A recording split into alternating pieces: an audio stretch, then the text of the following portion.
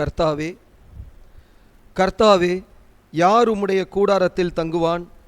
யார் உம்முடைய பரிசுத்த பர்வதத்தில் வாசம் பண்ணுவான்? உத்தமனாய் நடந்து நீதியை நடப்பித்து மனதார சத்தியத்தை பேசுகிறவன் தானே.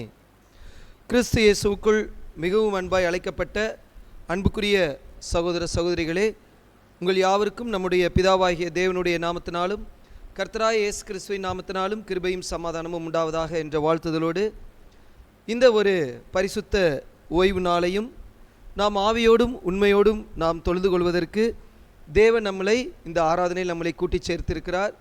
இதுவரையிலும் தேவன் நம்மளுடைய வாழ்க்கையில் கடந்த காலங்களில் தேவன் செய்த எல்லா நன்மைகளுக்கும் உபகாரங்களுக்கும் நாம் நன்றியறிதல் உள்ளவர்களாக நாம் தேவனுக்கு நாம் நன்றி செலுத்தி இந்த ஒரு ஆராதனையில் கூட நாம் பங்கு பெறுவோம். இந்த ஒரு ஆராதனையின் துவக்க பாடலாக எல்லோரும் எழுந்து நின்று பாடல் புஸ்தகத்தில் 22வது பாடல் தேவாதி தேவா சர்வலோக யெகோவா என்ற பாடலை எல்லோரும் சேர்ந்து பாடுவோம்.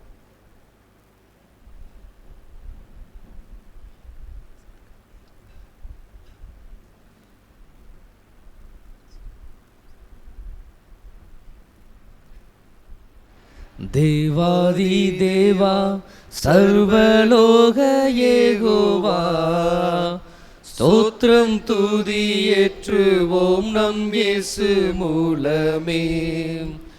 தேவாதி தேவா சர்வலோக யெகோவா, ஸ்தோத்திரம் துதி ஏற்றுவோம் நம் இயேசு மூலமே.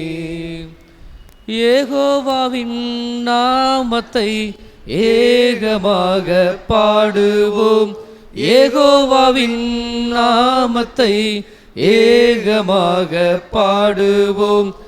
ஏக சக்கராதிபதி அவரை நாம் புகழுவோம், ஏக சக்கராதிபதி அவரை நாம் புகழுவோம். தேவாதி தேவா சர்வலோக யெகோவா, ஸ்தோத்திரம் துதி ஏற்றுவோம் நம் இயேசு மூலமே.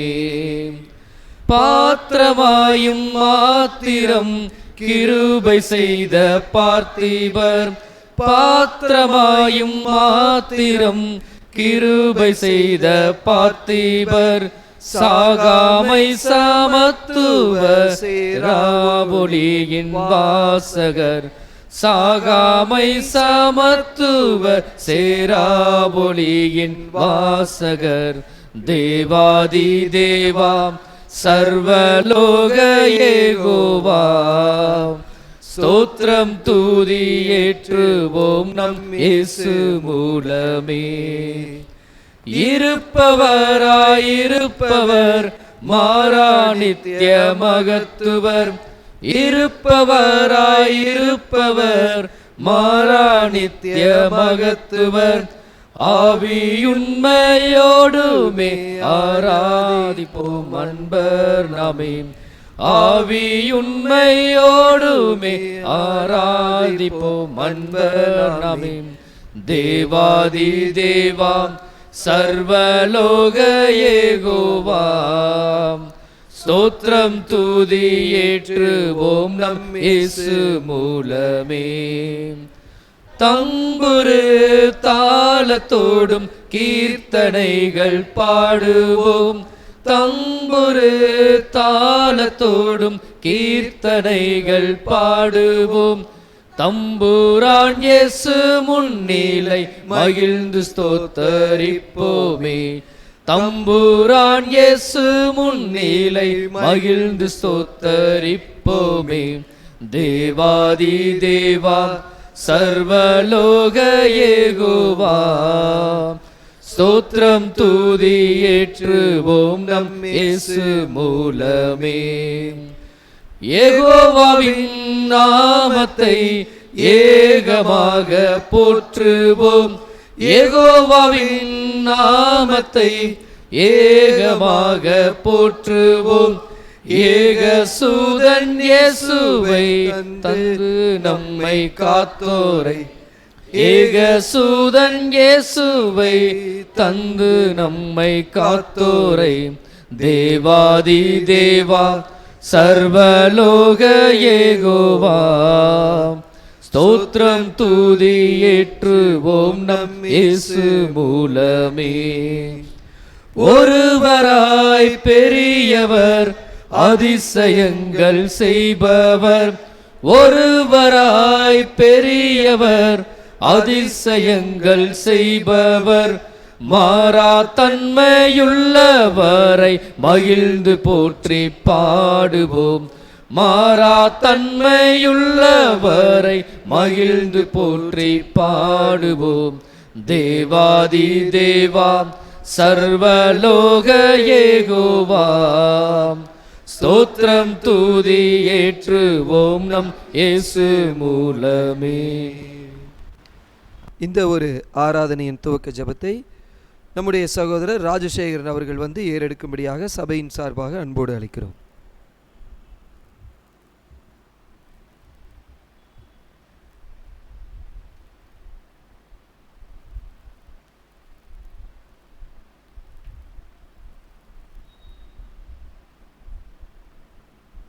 ஜெபம் செய்வோம்.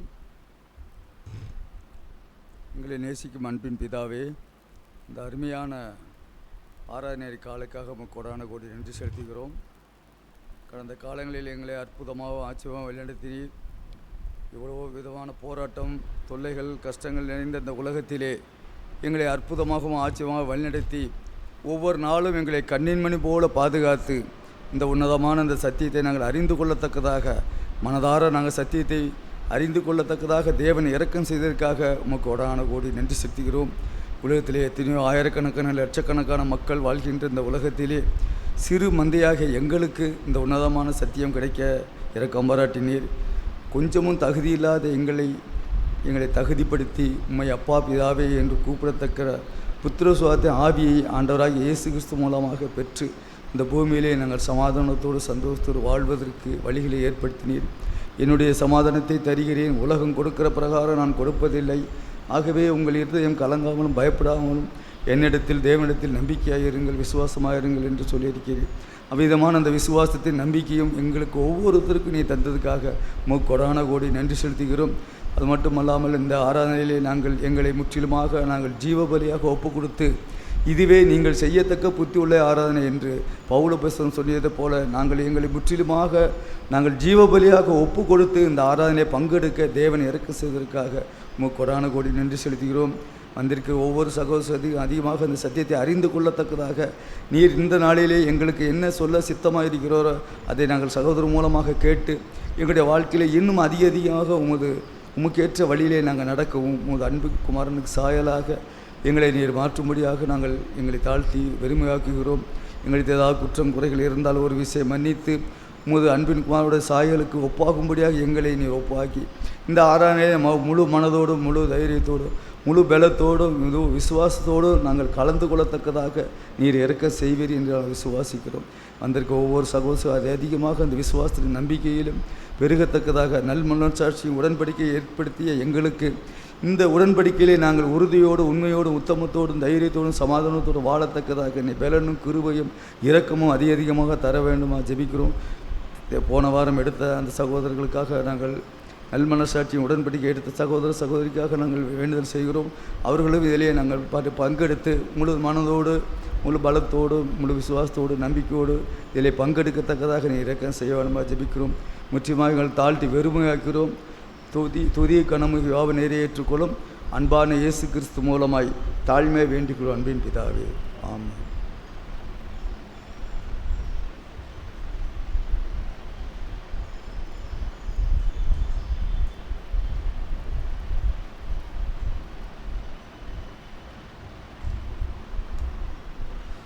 விசுவாச பிரமாணம் நாம் அனைவரும் சேர்ந்து சொல்லுவோம். தாம் ஒருவராய் சாவாமை உள்ளவரும் ஒருவரும் சேரக்கூடாத ஒளியில் வாசம் பண்ணுகிறவரும் ஆதி அந்தமில்லாத ஏக சக்கராதிபதியுமான யெகோவா என்னும் நாமமுள்ள ஒன்றான மெய்தேவனையே விசுவாசிக்கிறோம். அவருடைய ஒரே பேரான குமாரனும் நம்முடைய கர்த்தரும் இரட்சகருமான இயேசு கிறிஸ்துவையும் விசுவாசிக்கிறோம். இவர் அதிர்சனமான தேவனுடைய தற்சொரூபமும் சர்வ சிருஷ்டிக்கும் முந்தின பேருமானவர். தேவன் இவரை கொண்டும் இவருக்கென்றும் உலகங்களையெல்லாம் உண்டாக்கி இவரையே சர்வத்துக்கும் சுதந்திரவாளியாக நியமித்தார். எல்லாம் இவருக்குள் நிலை நிற்கிறது என்றும் விசுவாசிக்கிறோம். இவர் தேவ குமாரனாய் இருந்தும் தேவனுக்கு சமமாயிருக்க எண்ணாமல் அக்கிரமங்களினால் ஜீவனை இழந்த மனுஷர் பேரில் மனதுருகி தம்மை தாமே வெறுமையாக்கி மனிதனாகி எல்லாரையும் மீட்கும் பொருளாக தம்முடைய ஜீவனையே கொடுத்து தேவனுக்கும் மனுஷருக்கும் சமாதானத்தை உண்டு பண்ணினார் என்றும் விசுவாசிக்கிறோம். ஆதலால் தேவன் இவரை மரித்தோரிலிருந்து எழுப்பி தம்மை போல் குமாரனும் ஜீவனுடையராயிருக்க அருள் செய்து எல்லாவற்றிற்கும் மேலாக உயர்த்தி தம்முடைய வல்லமையின் வலது பாரிசத்தில் வீற்றிருக்க செய்தார் என்றும் விசுவாசிக்கிறோம். இவரே தேவனுக்கும் மனுஷருக்கும் மத்தியஸ்தராகவும் சபையாகிய சரீரத்திற்கும் தலையாகவும் இருக்கிறார் என்றும் விசுவாசிக்கிறோம். இவர் பரலோகத்திற்கேறி தாம் வாக்குத்தத்தம் பண்ணின உன்னதத்திலிருந்து வரும் பெலனாகிய பரிசுத்த ஆவியை விசுவாசிகள் அடங்கிய சபைக்கு அருளி தேவ சித்தத்தை அவர்களுக்கு வெளிப்படுத்தி பலியின் ஜீவியத்தில் அவர்களை நடத்தி வருகிறார் என்றும் விசுவாசிக்கிறோம். பிதா குறித்த காலத்தில் இவர் பலியின் மரணத்திற்கு உட்பட்டு முதலாம் உயிர்த்தெழுதலடையும் தம்முடைய சபையாகிய சகல பரிசுத்தவான்களோடும் இப்பூமியை நீதியாய் நியாயம் தீர்த்து சகல துரைத்தனத்தையும் அதிகாரத்தையும் வல்லமையும் பரிகரித்து என்றும் அழியாத தம்முடைய நீதியுள்ள அரசாட்சியை ஸ்தாபிப்பார் என்றும் விசுவாசிக்கிறோம். மரணமடைந்த மற்றவர்கள் கிறிஸ்துவின் அரசாட்சி காலத்தில் அவனவன் தன் தன் வரிசையிலே உயிர்ப்பிக்கப்பட்டு அவர் தம்முடைய மரணத்தினால் சம்பாதித்த நித்திய ஜீவனை அடைய வழிநடத்தப்பட்டு பூரணப்படுவார்கள். ஆனால் மனப்பூர்வமாய் சீர்திருந்தாதவர்கள் இரண்டாம் மரணத்திலே அழிக்கப்படுவார்கள் என்றும் விசுவாசிக்கிறோம். சத்துருக்களையும் இவர் ஆளுகை செய்து கடைசி சத்துருவாகிய மரணத்தையும் பரிகரித்து எல்லாவற்றினையும் முந்தின சீருக்கு கொண்டு வந்து பிதாவே சகலத்திலும் சகலவுமாய் இருப்பதற்கு அவருக்கு ராஜ்யத்தை ஒப்பு கொடுத்து அவருக்கு கீழ்ப்பட்டிருப்பார் என்று விசுவாசிக்கிறோம். ஆமென்.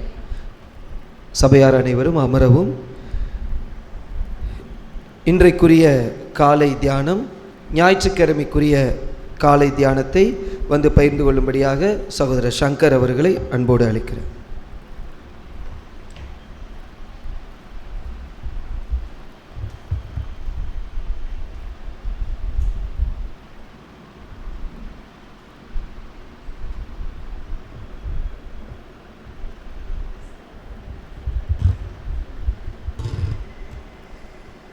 காலை தியானம் ஞாயிற்றுக்கிழமைக்குரியது. 1 கொரிந்தியர் 13ஆம் அதிகாரம். நான் மனுஷர் பாஷைகளையும் தூதர் பாஷைகளை பேசினாலும் அன்பு எனக்கிராவிட்டால் சத்தமிடுகிற வெண்கலம் போலவும் ஓசையிடுகிற கைத்தாளம் போலவும் இருப்பேன். நான் தீர்க்க தரிசன வரத்தை உடையவனாய் இருந்து சகல இரகசியங்களையும் சகல அறிவையும் அறிந்தாலும் மலைகளை பெயர்க்கத்தக்கதாக சகல விசுவாசம் உள்ளவனாய் இருந்தாலும் அன்பு எனக்கு இராவிட்டால் நான் ஒன்றுமில்லை. எனக்கு உண்டான யாவற்றையும் நான் அன்னதானம் பண்ணினாலும் என் சரீரத்தை சுட்டரிக்கப்படுவதற்கு கொடுத்தாலும் அன்பு எனக்கு இராவிட்டால் எனக்கு பிரயோஜனம் ஒன்றுமில்லை. அன்பு நீடிய சாந்தமும் தயவும் உள்ளது. அன்புக்கு பொறாமை இல்லை. அன்பு தன்னை புகழாது, இருமாப்பாய் இராது, அயோக்கியமானதை செய்யாது, தற்பொழிவை நாடாது, சினமடையாது, தீங்கு நினையாது, அநியாயத்தில் சந்தோஷப்படாமல் சத்தியத்தில் சந்தோஷப்படும், சகலத்தையும் தாங்கும், சகலத்தையும் விசுவாசிக்கும், சகலத்தையும் நம்பும், சகலத்தையும் சகிக்கும். அன்பு ஒரு காலம் ஒழியாது. தீர்க்க தரிசனங்களானாலும் ஒளிந்து போம், அந்நிய பாஷைகளானாலும் ஓய்ந்து போம், அறிவானாலும் ஒளிந்து போம். நம்முடைய அறிவு குறை உள்ளது, நாம் தீர்க்க தரிசனம் சொல்லுதலும் குறை உள்ளது. நிறைவானது வரும்போது குறைவானது ஒளிந்து போம். நான் குழந்தையாக இருந்தபோது குழந்தையை போல பேசினேன், குழந்தையை போல சிந்தித்தேன், குழந்தையை போல யோசித்தேன். நான் பூசனான போதோ குழந்தைக்கு ஏற்றவரை ஒழித்து விட்டேன். இப்பொழுது கண்ணாடியிலே நிழலாட்டமாய் பார்க்கிறோம், அப்போது முகமுகமாய் பார்ப்போம். இப்போது நான் குறைந்த அறிவுள்ளவன், அப்போது நான் அறியப்பட்டிருக்கபடியே அறிந்து கொள்வேன். இப்பொழுது விசுவாசம், நம்பிக்கை, அன்பு இம்மூன்றும் நிலைத்திருக்கிறது. இவைகளில் அன்பே பெரியது. ஆமென்.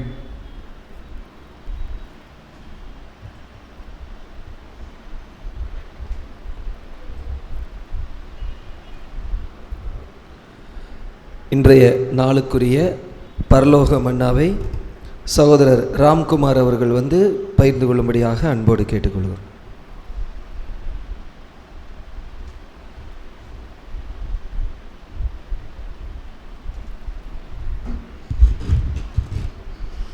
கிறிஸ்துவுக்குள்ளான அன்பின் வாழ்த்துக்கள் யாவருக்காகவும். இன்றைய நாளுக்கான அனுதின பரலோக மன்னா 1 திலைச்சனிக்கு 5வது அதிகாரம் 21வது வசனம். எல்லாவற்றையும் சோதித்து பார்த்து நலமானதை பிடித்து கொள்ளுங்கள். தேவனுடைய ஜனம் தாங்கள் கேட்கும் ஒவ்வொரு காரியத்தையும் நிதானித்து அவைகளை சோதித்து உண்மையாக இவைகள் தேவனையும் அவர் வார்த்தைகளையும் குறித்தவைகளா என்று முதலாவது அறிய வேண்டும். தங்கள் சிந்தனையை அதிகமாக உபயோகித்து நன்மையானவைகளையும் உண்மையானவைகளையும் மட்டுமே தெரிந்து கொள்ள வேண்டும். இவைகளை சோதித்தறியும் பொழுது சுய சிந்தனை உள்ளவர்களாக இராமல் பரிசுத்த ஆவியின் நடத்துதலால் நன்மையானவை இன்னதென்றும் தீமையானவை இன்னதென்றும் பகுத்தறிந்து ஆவியின் வளர்ச்சிக்கு நன்மையானவைகளை பற்றி கொள்ள வேண்டும். மற்ற எல்லாவற்றையும் விட்டு விலக வேண்டும். இதற்கான ஆதார வசனம் 1 யோவான் 4வது அதிகாரம் 1 முதல் 3 வசனங்கள் வரை. 1 யோவான் 4ஆம் அதிகாரம் 1ஆம் வசனம் முதல். பிரியமானவர்களே, உலகத்தில் அநேக கள்ளத்தீர்க்கதரிசிகள் தோன்றி இருப்பதினால் நீங்கள் எல்லா ஆவிகளையும் நம்பாமல் அந்த ஆவிகள் தேவனால் உண்டானவைகளோ என்று சோதித்து அறியுங்கள். தேவ ஆவியை நீங்கள் எதினாலே அறியலாம் என்றால், மாம்சத்தில் வந்த இயேசு கிறிஸ்துவை அறிக்கை பண்ணுகிற எந்த ஆவியும் தேவனால் உண்டாயிருக்கிறது. மாம்சத்தில் வந்த இயேசு கிறிஸ்துவை அறிக்கை பண்ணாத எந்த ஆவியும் தேவனால் உண்டானது அல்ல. வரும் என்று நீங்கள் கேள்விப்பட்ட அந்தி கிறிஸ்துவின் உடைய ஆவி அதுவே. அது இப்பொழுதும் உலகத்தில் இருக்கிறது என்பதே. ஆமென். இன்றைய நாளுக்கான பரலோக மன்னாவில் நம்ம பிதாவாகிய தேவன் நம்முடைய ஆண்டவராக இயேசு கிறிஸ்து மூலமாக அப்போஸ்தலன் கூறிய வார்த்தை என்ன அப்படின்னா, எல்லாவற்றையும் சோதித்து பார்க்க வேண்டும்.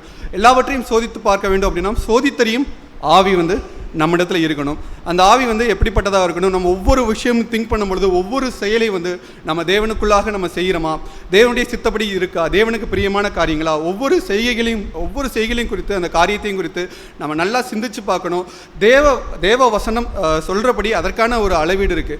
ஒவ்வொன்றுக்கும் நம்ம ஒரு விஷயம் பண்ணுறோம், ஒரு சமையல் பண்ணுறோம் அப்படின்னா அதுக்கு ஒரு அளவு போட்டால் தான் அது கரெக்டாக இருக்கும். அதுக்கு மீறி போட்டால் என்னாகும்? சாப்பிட முடியாது. அதே மாதிரி நாட்காட்டி பார்த்தீங்கன்னா கப்பலாக இருக்கட்டும், விமானமாக இருக்கட்டும், அந்த நாட்காட்டியில் போனால் தான் அதற்கான இடத்துல குறிப்பாக நம்ம போய் சேர முடியும். அதற்காக நம்ம ஒவ்வொரு விஷயம் வந்து நம்ம ஒரு விஷயம் செய்யும் பொழுது தேவ வசனங்கள் காண்பிக்கிற அளவீடு என்ன, இதை தாண்டி நம்ம பண்ணலாமா பண்ணக்கூடாதா அப்படின்னு ஒவ்வொரு விஷயத்தையும் நம்ம தேவ வசனம் போதிக்கக்கூடியதாக இருக்குது.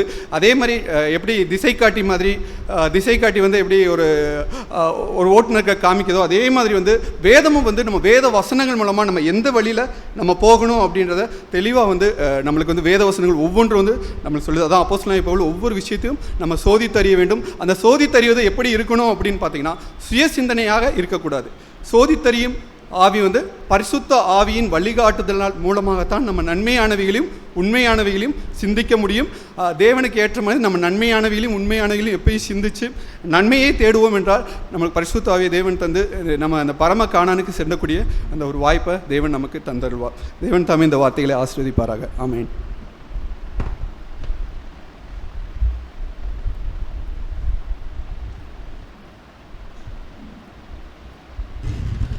கிறிஸ்து இயேசுவுக்குள் அன்புக்குரிய சகோதர சகோதரிகளே, இந்த ஒரு நாளிலும் இந்த ஒரு பரிசுத்த ஆராதனையிலே நாம் பங்கு பெறுவதற்கு தேவன் நமக்கு கிருபை செய்திருக்கிறார். அதிலும் இன்னும் விசேஷமாக சபையாருக்கு இப்போது நாம் உணர வேண்டியது என்னதுன்னா, நம்முடைய இந்த ஆவிக்குரிய குடும்பத்தில் நம்முடைய சபையில் கடந்த ஆகஸ்ட் 15ஆம் தேதி நம்முடைய இந்த ஒரு குடும்பத்திலும் 5 குழந்தைகள் நமக்கு ஆவிக்குரிய குழந்தைகள் நமக்கு பிறந்திருக்கிறார்கள். அன்றைய தினத்தில் கோயம்புத்தூரிலே அந்த நல்மனசாட்சியின் உடன்படிக்கை செய்து கொண்டார்கள். அவர்களுக்கு புது சிருஷ்டி என்கிற கரு அவர்களில் என்ன ஆயிருந்தா அன்னைக்கு கொடுக்கப்பட்டிருக்கு. அவர்கள் மரண பரியந்தம் என்னைக்கு கிறிஸ்துவின் சாயல் அவர்களுக்குள்ள உருவாகுதோ அதுவரை அவர்களுடைய ஆவிக்குரிய ஓட்டம் தேவனுக்குள்ளாக இருக்க நாம் அனைவரும் நம்முடைய அனுதின ஜெபத்திலே நாம் ஜெபிக்கும்படியாக அன்போடு கேட்டுக்கொள்கிறோம். அது மாத்திரமல்ல, இந்த நாளிலும் நம்மோடு கூட சத்திய ஆகாரத்தை பகிர்ந்து கொடுப்பதற்காக கோயம்புத்தூர் சிடிஆர் எக்லீஷியாவிலிருந்து நம்முடைய அன்பு சகோதரர் நிதின் அவர்கள் சத்திய தூதை நமக்கு கொடுக்க இருக்கிறார்கள். நமது மதுரை டிபிஆர் சபையின் சார்பாக சகோதரர்களை நான் அன்போடு வரவேற்கிறோம். மற்றும் நமது சபையிலுள்ள ஒவ்வொரு சகோதரருடைய அன்பினையும் வாழ்த்துதலையும் சிடிஆர் எக்லிஷாவில் ஒவ்வொரு சகோதரருக்கு தெரிவிக்கும்படியாக அன்போடு கேட்டுக்கொள்கிறோம். இன்றைய நாளிலும் சகோதரர் நமக்காக சுமந்து வந்திருக்கக்கூடிய பாடத்தினுடைய தலைப்பு 40. என்ன தலைப்பு? 40 என்கிற தலைப்பு. அநேக காரியங்கள் 40 அப்படின்னு நமக்கு சொன்னாலே நிறைய விஷயங்கள் நமக்கு ஞாபகத்துக்கு வர அந்த எண்கள். அந்த 40 என்கிற தலைப்பின் கீழாக சத்திய பாடத்தை பகிர்ந்து கொடுக்கும்படி சகோதரர் நிதின் அவர்களை நம் சபையின் சார்பாக அன்போடு அழைக்கிறேன்.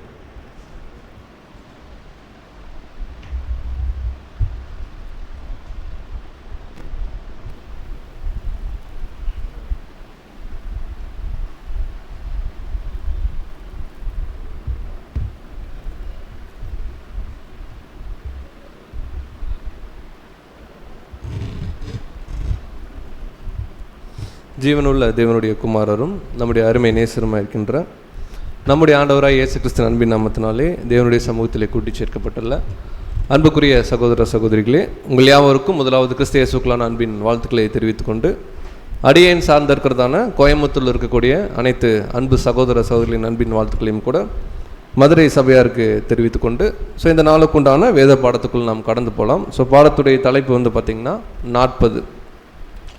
40 அப்படின்னு சொல்லும்போது நிறைய விஷயங்கள் நமக்கு சகோதரர் சொன்ன மாதிரி ஞாபகம் வரும். வேதாகமத்தில் நிறைய இடங்களில் இந்த 40 வருஷம் 40 நாள் இல்லைங்களா, இதை குறித்து நிறைய இடங்களில் வேதாகமத்தில் வசனங்கள் குறிப்பிடப்பட்டிருக்கு.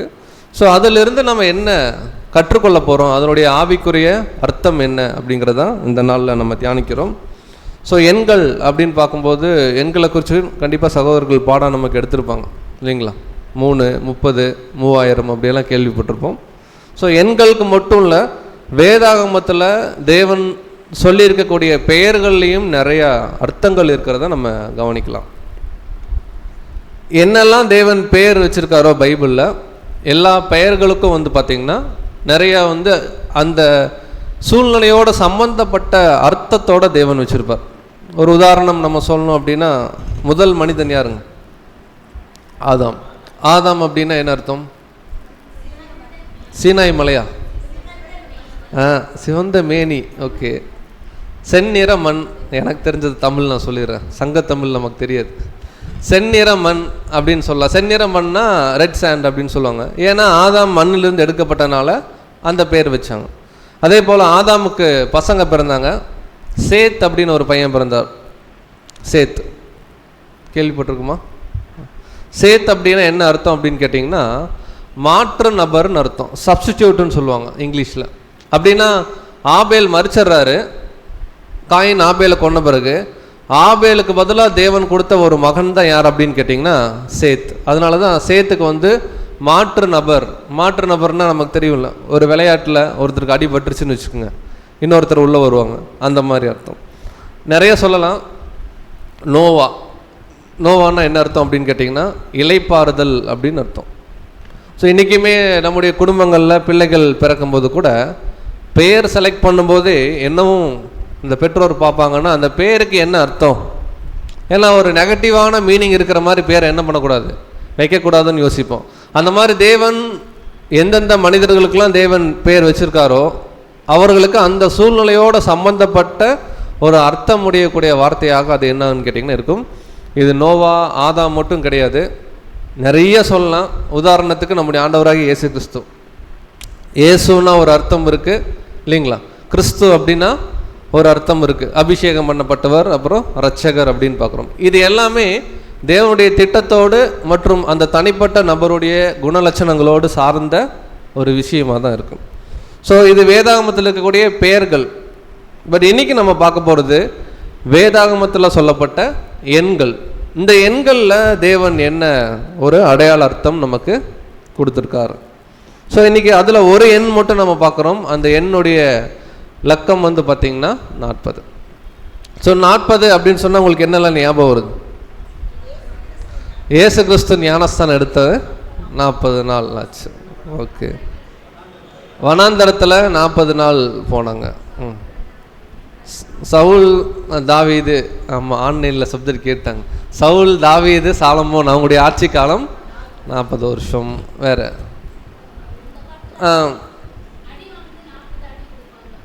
சிஸ்டர் இந்த பாடத்தில் இல்லாத ஒரு பாயிண்ட்டு, ஆனால் கரெக்ட். 1 குறைய 40 முறையின் பவுல் சொல்கிறார் இல்லைங்களா, அந்த 40 அப்படின்றாங்க. ஸோ இந்த 40 அப்படின்னா என்ன அப்படின்னு பார்க்கும்போது முதல்ல அதோடைய அர்த்தத்தை நம்ம சொல்லலாம். 40 அப்படின்னா என்ன அர்த்தம்னு கேட்டிங்கன்னா, ஒரு சோதனை காலம்.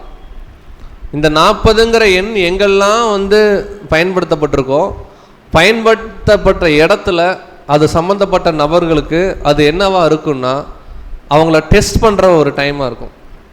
இதுக்கு ஆங்கிலத்தில் என்னென்ன வார்த்தை பயன்படுத்தலான்னா, ட்ரையல் சொல்லலாம், எல்லாம் ஒரே அர்த்தம் தான். டெஸ்டிங் அப்படின்னு சொல்லலாம், ப்ரொபேஷன் சொல்லலாம், சில டைம் ஜட்ஜ்மெண்ட் கூட என்ன ஆகும்னா கொடுக்கப்பட்டிருக்கும். ஸோ டெஸ்டிங் அண்ட் ப்ரொபேஷன் அப்படிங்கிறது தான் பைபிளில் 40 அப்படின்னு சொல்லக்கூடிய எண் குறிக்கிறதா இருக்குது. இப்போ நேச்சுரலாக நமக்கு அடுத்த கேள்வி என்ன வரும்? 40 பைபிளில் இருக்குது, டெஸ்டிங் ப்ரொபேஷன் சோதனை காலம்னு பைபிளில் எங்கே இருக்குது? அதுக்கு உண்டான விளக்கங்களை நம்ம என்ன பண்ணோம்னா எடுக்கணும். ஸோ பைபிளில் எங்கெல்லாம் 40 இருக்கோ மேக்ஸிமம் எல்லாத்தையும் இன்றைக்கி நம்ம பார்க்க போகிறோம். ஸோ முதல்ல இது சோதனை காலம்தான் அப்படிங்கிறதுக்கு உதாரணமாக ஒரு வசனம் வாசிக்கலாம். ஆதியாகமம் 7ஆம் அதிகாரம் வசனம் 12.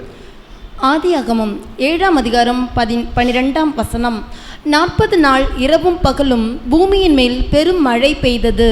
ஸோ நோவாவுடைய காலத்தில் இல்லைங்களா, ஜலப்பிரளயின் டைமில் 40 நாள் என்ன ஆகுதுன்னா பூமியின் மீது இரவும் பகலும் என்ன வருதுங்க, மழை பெய்யுது. இப்போ இந்த 40 நாள் மழை வருதுன்னு பைபிள் இருக்குது. ஆனால் நம்ம என்ன சொல்கிறோன்னா 40 நாள் சோதனை காலம்னு சொல்கிறோம். இப்போ கேள்வி, யாருக்கு சோதனை காலம்? மழை வருமா வராதான்னு தெரியாமல் முதல்ல ஒரு 7 நாள் உள்ளே இருந்து தேவனுடைய திட்டம் எப்படி நடந்துட்டுருக்கு அப்படிங்கிறத அப்சர்வ் பண்ண நோவாவுடைய குடும்பத்தாருக்கு இது ஒரு, அதாவது அவங்க அமைதியாக இருக்கணும், அதுதாங்க சோதனையை. ஸோ இந்த 40 நாள் பார்த்திங்கன்னா வெளியும் பிரச்சனை, நிறைய பேர் செத்து போயிட்டுருக்காங்க. உள்ளே நோவாவுடைய குடும்பத்தாருடைய விசுவாசம் அங்கே சோதிக்கப்படுது. அவங்க எந்த அளவுக்கு தேவன் மேலே வைராக்கியம் கொண்டிருக்காங்க, எந்த அளவுக்கு தேவன் மீது நம்பிக்கை கொண்டிருக்காங்கன்றத இந்த 40 நாள் முதல் ஆரம்பிக்குது இல்லைங்களா மழை, இது அங்கே என்ன ஆகுதுன்னா தீர்மானிக்கப்படுது. இது ஃபஸ்ட்டு எவிடன்ஸ் நம்ம சொல்கிறோம். 40 அப்படிங்கிறது ஒரு சோதனை காலம் அப்படின்னு. ஸோ எவிடன்ஸ் நம்பர் 2 ரொம்ப ஃபெமிலியர். நம்முடைய ஆண்டவராக இயேசு கிறிஸ்து ஞானஸ்தானம் எடுத்து என்ன பண்ணார்? 40 நாள் வனாந்தரத்துக்கு என்ன பண்ணார்? போனார். சரி, வசனம் படிச்சிடலாம். லூக்கா 4ஆம் அதிகாரம் 1ஆம் வசனம். லூக்கா 4ஆம் அதிகாரம் 1ஆம் வசனம். இயேசு பரிசுத்த ஆவியினாலே நிறைந்தவராய் யோர்தானை விட்டு திரும்பி கர்த்தருடைய ஆவியினாலே வனாந்தரத்திற்கு கொண்டு போகப்பட்டு. ஸோ தேவனுடைய ஆவியினால வனாந்தரத்துக்கு என்ன பண்ணுறார்? கொண்டு போகப்படுறார். எத்தனை பேர் ஞானஸ்தானம் எடுத்தோம் லாஸ்ட் வீக்கு? 5 பேர் இல்லைங்களா? இந்த 5 பேருக்கு ரொம்ப ஸ்பெஷல் இந்த பாடம். ஆல்ரெடி ஞானஸ்தானம் எடுத்த நமக்கும் ஸ்பெஷல் தான், பட் புதிதாக ஞானஸ்தானம் எடுத்தவங்களுக்கு ரொம்ப அருமையாக இந்த பாடம் பொருந்தக்கூடியதாக இருக்குது. பல பிரச்சனை வரும் இனிமேல் தான் நம்ம வாழ்க்கையில். பல பிரச்சனையில் நம்முடைய விசுவாசம் என்ன பண்ணப்படும்? சோதிக்கப்படும் பார்க்குறோம். பிரதர் பேட்டரி லோன் சொல்லுது லேப்டாப். சோதனை காலம்ன்றார். ஓகே, சோதனை காலம் எனக்கு இல்லை, சிஸ்டம் ஆஃப் ஆனாலும் பேசிடலாம். ஆன்லைன் தான், சார்ஜ் ஆகும். இப்போ வருது. தேங்க்யூ. ஸோ இப்போது இயேசு கிறிஸ்து ஞானஸ்தானம் எடுத்துட்டார். இப்போ ஞானஸ்தானம் எடுத்த பிறகு 40 நாள் சோதிக்கப்பட்டாரா? 40 நாளுக்கு அப்புறம் சோதிக்கப்பட்டாரா?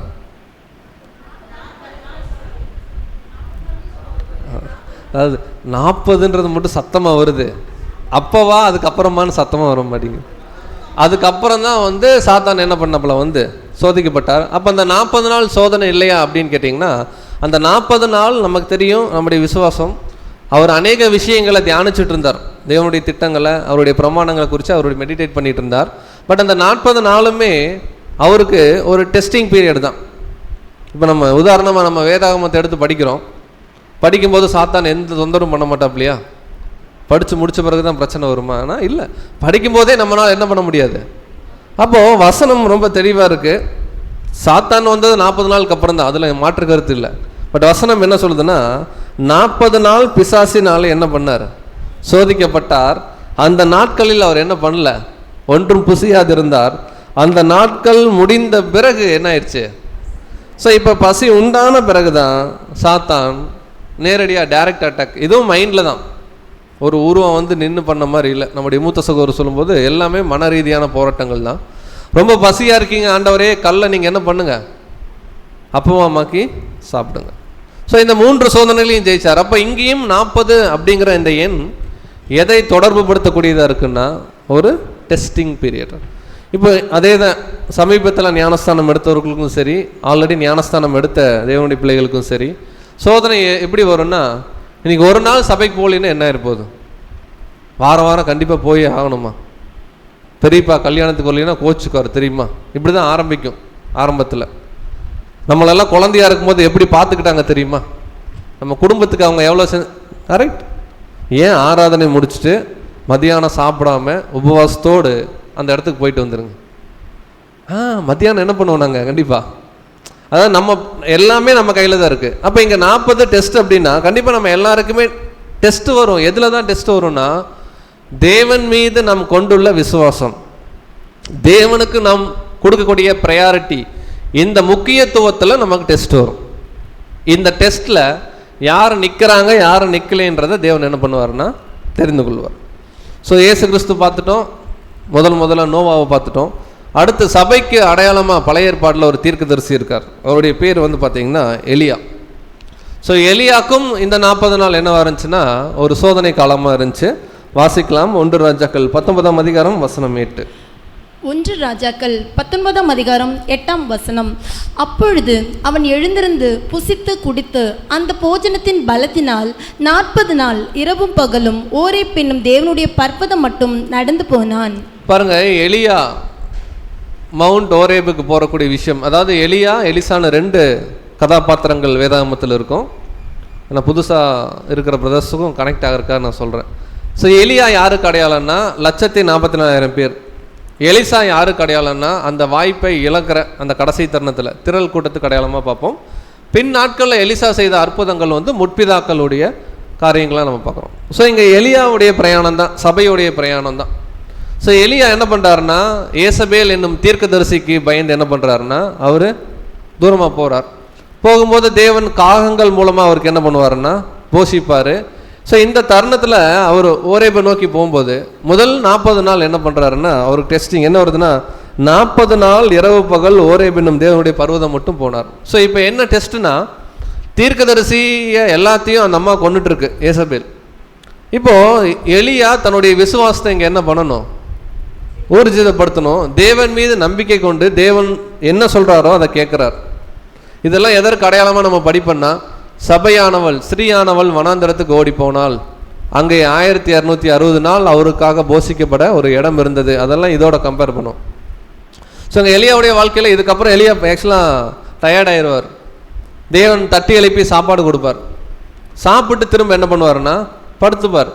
மறுபடியும் தேவன் எழுப்பி நீ போக வேண்டிய தூரம் இன்னும் இருக்குது, நீ என்ன பண்ண கிளம்பி போம்பார். ஸோ எல்லாம் அவர் கிளம்பி போன பிறகு எலியாவுடைய சரித்திரம் பிடிச்சி பார்த்தீங்கன்னா முதல்ல ஆக்சுவலாக ஒரு பெரிய ஒரு பூமி எதிர்ச்சி வரும், பெரு இறைச்சல் வரும், அப்படியெல்லாம் ஒவ்வொன்றா வரும், அக்கினி வரும். கடைசியாக ஒரு மெல்லிய சத்தத்தில் தேவன் என்ன பண்ணுவார்னா அங்கே கர்த்தர் இருந்தார் அப்படின்றது. ஸோ இதெல்லாம் என்னன்னு கேட்டிங்கன்னா ஒரு தீர்க்கதரிசி தேவன் மீது கொண்டுள்ள அந்த விசுவாசம் சோதிக்கப்படுவதற்கு தேவன் அவருக்கு கொடுத்த ஒரு சோதனை காலமாக இருந்த 40 நாள் அங்கே இருக்குன்னு பார்க்கணும். ஸோ எலியாக்கும் சோதனை. அடுத்து பழைய ஏற்பாட்டு காலத்தில் ஒட்டுமொத்த இஸ்ரேல் ஜனங்களையும் ஒருத்தர் வழி நடத்தினார், மோசே இல்லைங்களா? மோசேக்கு 40க்கும் நிறையா சம்பந்தம் இருக்குது. ஸோ மோசே என்ன பண்ணுறாருன்னா மலையின் மீது போகிறார், தேவனுடைய பிரமாணங்களை என்ன பண்ணுறார் பெற்றுக்கொள்வதற்கு போகிறார். ஸோ அப்படி போகும்போது இந்த 40 நாள் மோசேக்கும் அவருடைய விசுவாசம் சோதிக்கப்படுது. மோசையை நம்பி கீழே இருந்தாங்க பாருங்க இஸ்ரேல் ஜனங்கள், அவர்களுடைய விசுவாசமும் அங்கே என்ன ஆகுதுன்னா சோதிக்கப்படுது. வாசிக்கலாம். யாத்ராகமம் 24ஆம் அதிகாரம் 18ஆம் வசனம். யாத்ராகமம் 24ஆம் அதிகாரம் 18ஆம் வசனம். மோசே மேகத்தின் நடுவிலே பிரவேசித்து மலையின் மேல் ஏறி இரவும் பகலும் 40 நாள் மலையில் இருந்தான். ஸோ 40 நாள் மோசே இருக்கார் தேவனுடைய சமூகத்தில். மோசே தேவனுடைய சாயலை கண்டான்னு நம்ம படிக்கிறோம். ஸோ இந்த 40 நாள் அந்த இஸ்ரேல் ஜனங்களுடைய விசுவாசம் அங்கே சோதிக்கப்பட்டுச்சு. மோசே இல்லை, இவங்க என்ன பண்ணணும்? மோசே வருவாருன்னு நம்பணும். முதல்ல இவங்க என்ன பண்ணாங்கன்னா, மோசேக்கு என்ன ஆச்சோ எங்களுக்கு தெரியல, எங்களுக்கு என்ன வேணும்? இப்போது ஒரு கடவுள் வேணும், நாங்கள் எங்கே போகணும்? திரும்ப வெயிட் பண்ணணும். தேவன் சொல்கிறார், நீ கூட்டிகிட்டு வந்த ஜனங்கள் அவங்க என்ன பண்ணிக்கிட்டாங்க? கெடுத்துக்கிட்டாங்கன்றார். வாசிக்கலாம் அதுலேயே 7ஆம் வசனம். யாத்ராகமம் 32ஆம் அதிகாரம் 7ஆம் வசனம். அப்பொழுது கர்த்தர் மோசேயை நோக்கி, நீ இறங்கிப்போ, எகிப்து தேசத்திலிருந்து நீ நடத்தி கொண்டு வந்த உன் ஜனங்கள் தங்களை கெடுத்து கொண்டார்கள். ஸோ என்ன பண்ணாங்க ஜனங்கள்? சண்டே கேள்வி கேட்காம அப்படியே சப்ஜெக்ட் எடுத்தோம்னு வச்சுக்கோங்களேன். ஒரு அவங்களுடைய அவிசுவாசம், அவங்களுடைய லேக் ஆஃப் ஃபெய்த் என்னென்னா, அவங்களுடைய கரங்களில் காதுகள் இருந்த நகையெல்லாம் கொடுத்து ஒரு கன்றுக்குட்டி என்ன பண்ணுறாங்க செஞ்சு ஆரோன் மூலமாக, ஆரோனே ப்ரெஷர் பண்ணி ஆரோன்னு செய்ய வச்சு, இதுதான் எங்கள் கடவுள்னு சொல்லி அங்கே பயங்கரமான ஆர்ப்பாட்டம், ஒரே ஃபெஸ்டிவல் மூடுக்கு போயிட்டாங்க. தேவன் சொல்கிறார், அந்த ஜனங்கள் கெடுத்து கொண்டாங்கப்பா, நீ போய் என்ன பண்ணு பாருங்கிறாரு. நேராக மோசே வரார். வந்து என்ன பண்ணுறாருன்னா, இந்த கண்ணுக்குட்டி என்ன பண்ணுறாரு? முதல்ல உடச்சி பொடி பொடியாக மாற்றி டம்ளரில் என்ன பண்ணுறாரு? எல்லாத்துக்கும் தண்ணி ஊற்றி குடிக்க கொடுத்துட்டார். வாசிக்கலாம் 8ஆம் வசனம். அவர்களுக்கு நான் விதித்த வழியை அவர்கள் சீக்கிரமாய் விட்டு விலகினார்கள்.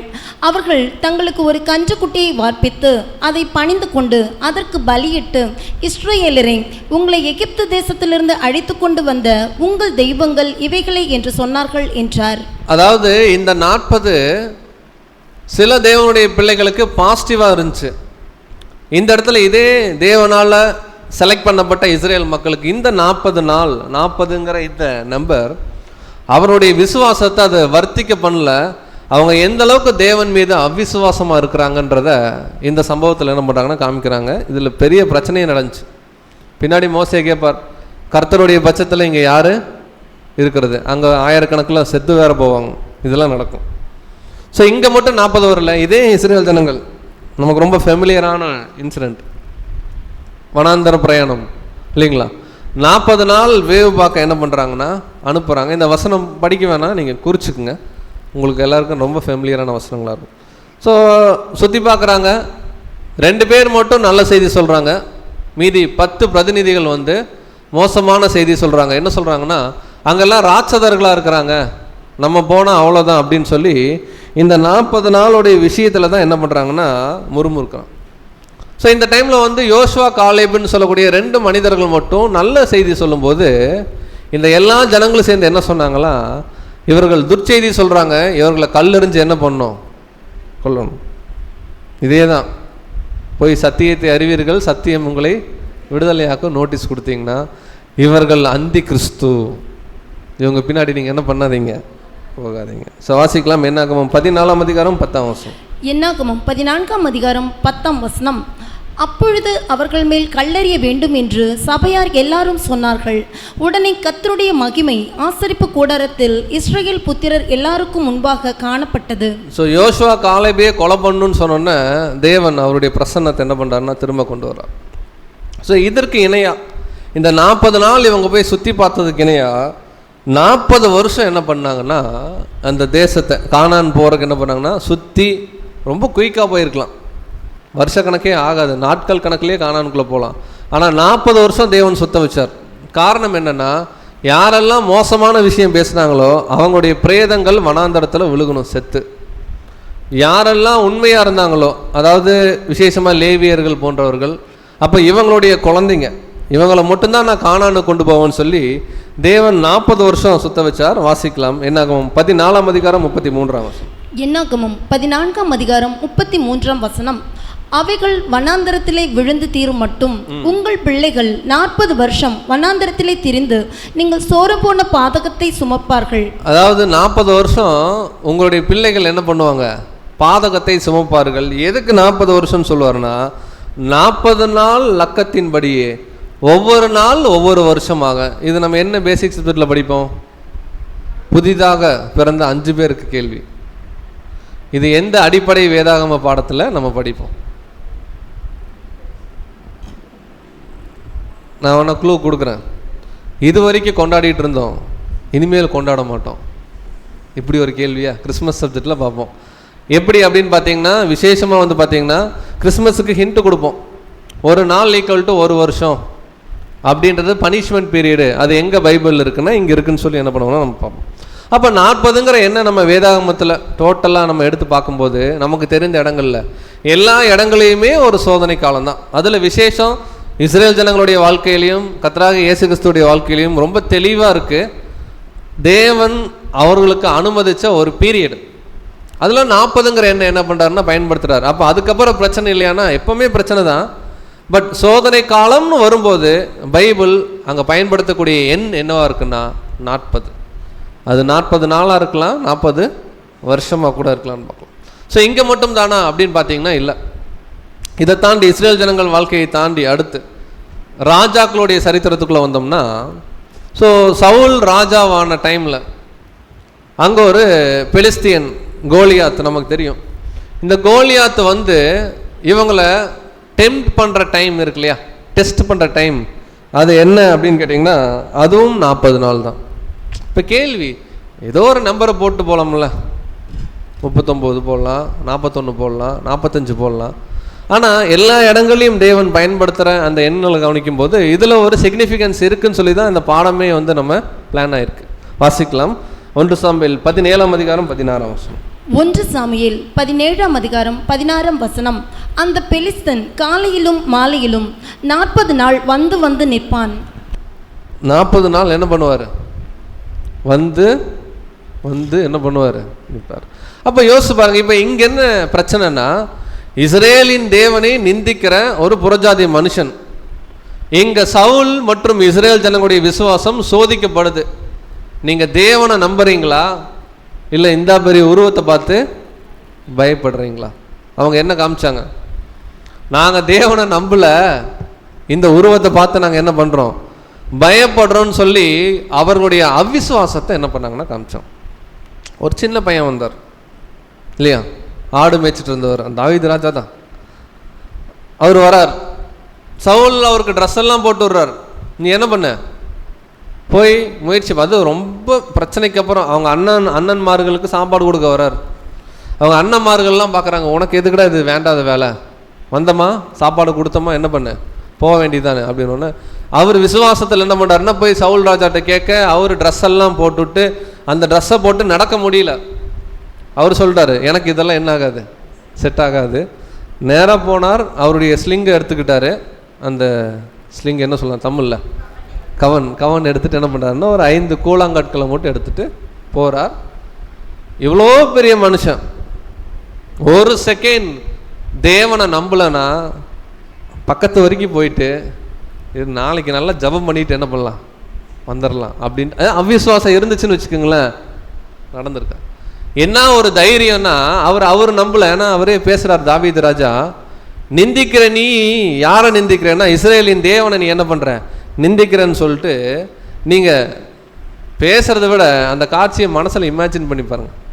2 உருவம், அதில் ஒருத்தர் ரொம்ப சின்னவர், மாட்டினா அவ்வளோதான் அப்படிங்கிற ஒரு ஸ்டேஜில் அந்த சின்ன வாலிபன் ரொம்ப தைரியமாக ரொம்ப கான்ஃபிடென்ட்டாக அதெல்லாம் நடக்கும். இப்போ பாருங்கள் என்ன நடக்குதுன்னு சொல்லிட்டு தேவன் மீது நம்பிக்கை வச்சுட்டு போகிறார். இதே சோதனை காலம்தான்.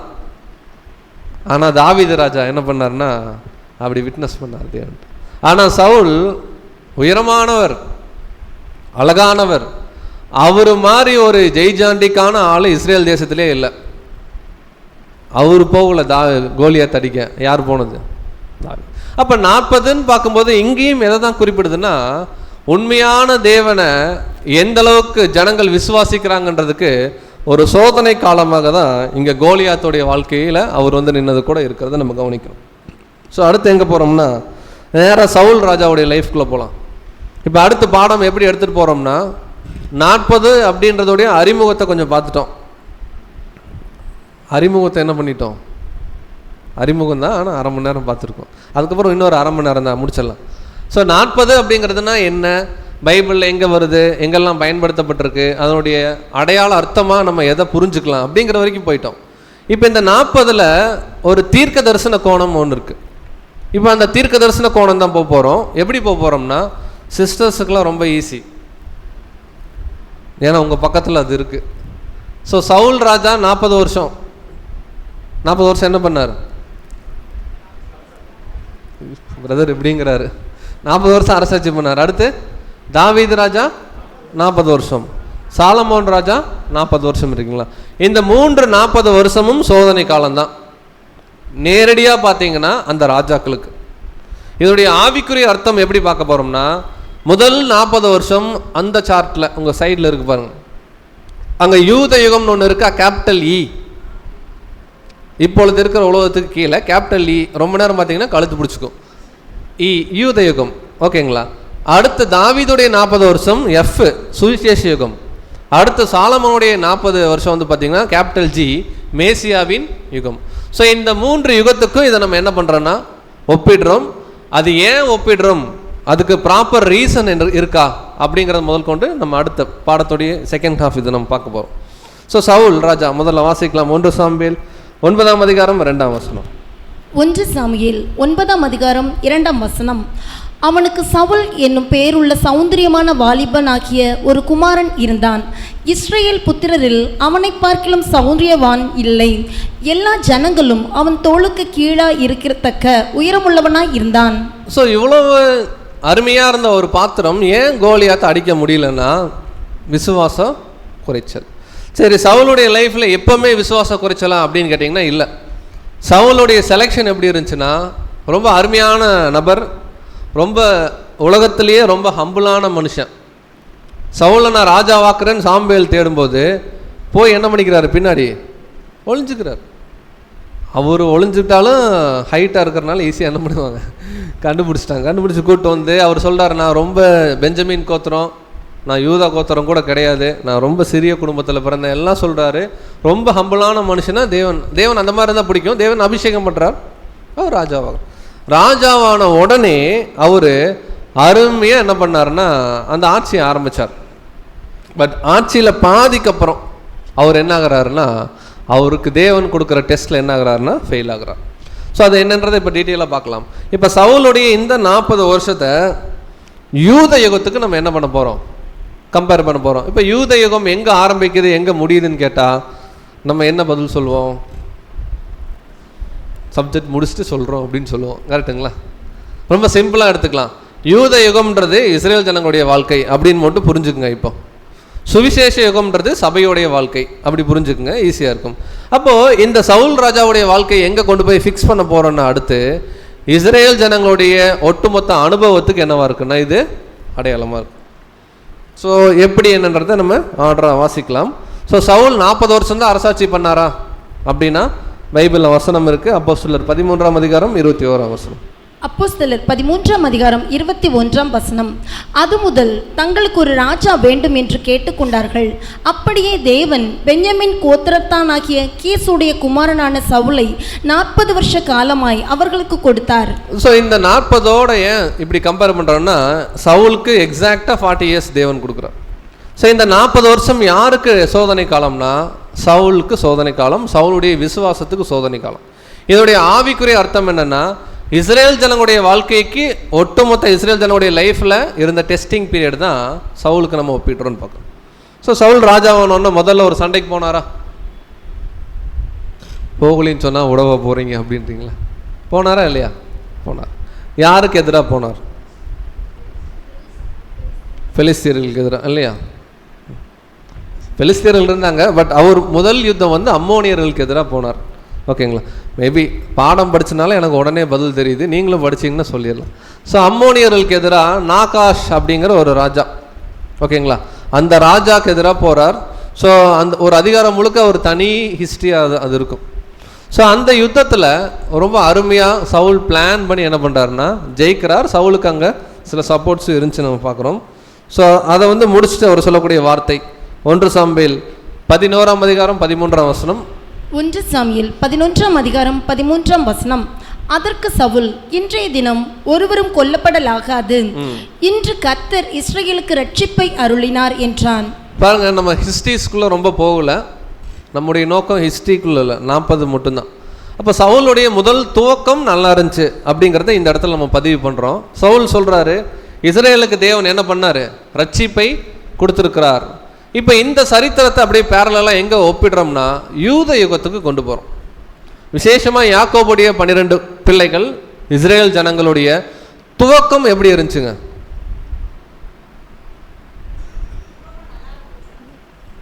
துவக்கம் இங்கே தான். 10வது வாதை தேவன் விசேஷமாக என்ன பண்ணுறாருன்னா தலைச்சன் பிள்ளை சங்காரம்னு ஒரு விஷயத்தை கொண்டு வர்றார். பஸ்கா ஆட்டுக்குட்டி அடிக்கப்படுது, கரெக்டாக இல்லைங்களா? அருமையாக தேவன் என்ன பண்ணுறாருன்னா அவங்கள இந்த ஜனங்களும் அதற்கேற்ப என்ன பண்ணாங்கன்னா ஒபே பண்ணாங்க. ரொம்ப நாள் ஆனால் ஒபே பண்ணல.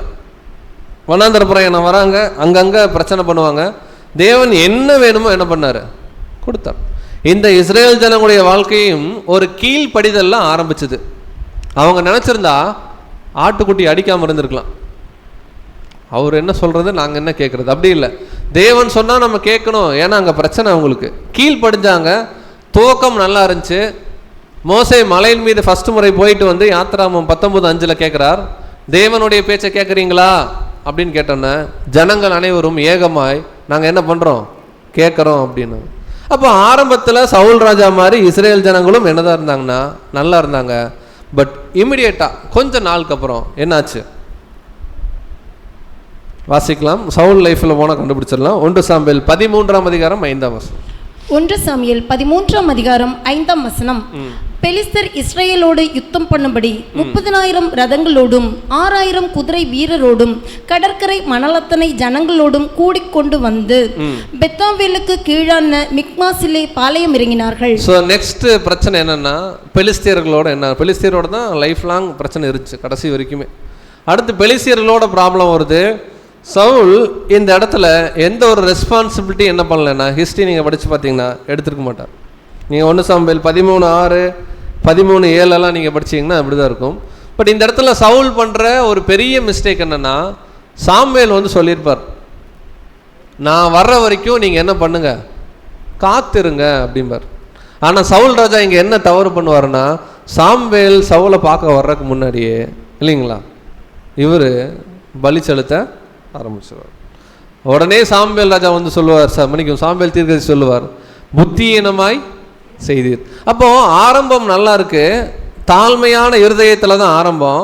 அப்படியே கொஞ்சம் அடுத்த லெவல் போகும்போது இருதயம் என்ன ஆகுது, திருக்குள்ள தான் மாறுது, மைண்டு கரப்ட் ஆகுது, மேட்டிமையான எண்ணம் என்ன ஆகுதுன்னா வருது. உடனே சாமுவேல் வந்து சவுலை பார்த்து சொல்கிறார், நீங்கள் இவ்வளவு அறிவில்லாமல் இருப்பீங்கன்னு நான் என்ன பண்ணல. ஏன்னா இதை இவர் தான் பண்ணணும்னு ஆல்ரெடி சொல்லிட்டு போயிருக்கார். இவர் ஆனால் பலி செலுத்த ஆரம்பிச்சிடார். வாசிக்கலாம் 1 சாமுவேல் 13:13. 1 சாமுவேல் 13ஆம் அதிகாரம் 13ஆம் வசனம். சாமுவேல் சவுலை பார்த்து, புத்தியீனமாய் செய்தீர், உம்முடைய தேவனாகிய கர்த்தர் உமக்கு விதித்த கட்டளையை கை கொள்ளாமல் போனீர். மற்றபடி கர்த்தர் இஸ்ரேலின் மேல் உம்முடைய ராஜ்யபாரத்தை என்றைக்கும் ஸ்திரப்படுத்துவார். நல்லா கவனிங்க, ஆரம்பம் நல்லா இருக்கு, அடுத்த ஸ்டெப்பில் கொஞ்சம் சர்க்கிள், ஆனால் மற்றபடி ராஜ்யம் உங்கள்கிட்ட இருக்குன்னு சொல்லிட்டார். இதே போல தான் இஸ்ரேல் ஜனங்கள் ஆரம்பம் நல்லா இருந்துச்சு, வெளியே வந்த உடனே புத்தி கெட்டுச்சு. இப்போ தான் படித்தோம், பொன் கன்றுக்குட்டி என்ன பண்ணுறது செய்கிறது, எங்களுக்கு மண்ணாவுக்கு பதிலாக காடை வேணும்னு சொல்லி என்ன பண்ணுறது, ஒரே பிரச்சனை. பேரலெல்லாம் அப்படியே யூதகத்துக்கு என்ன பண்ணுறதுன்னா ஒப்பிட்டு போகிறோம். பட் எல்லா இஸ்ரேல் ஜனங்களும் மோசமாக இருந்தாங்களா, இல்லை குறிப்பிட்ட பேர் நல்லா இருந்தாங்களா? அப்போ யூத யுகத்தில் எல்லா இஸ்ரேல் ஜனங்களும் மோசம்னு சொல்ல முடியாது. அதே போல் சவுலுடைய ராஜ்யபாரத்தில் எல்லாரும் மோசம்னு சொல்ல முடியாது. சில நல்லவர்களும் இருந்தாங்க சவுல் கூட. யார்? சவுலுடைய பையன் யார்? யோனத்தான். சரி, யோனத்தான் என்ன நல்லது பண்ணார்? இல்லை, யோனத்தானை பற்றி ஒரு நல்ல கேரக்டர், அவர் நல்லவருன்றதுக்கு என்ன அடையாளம்?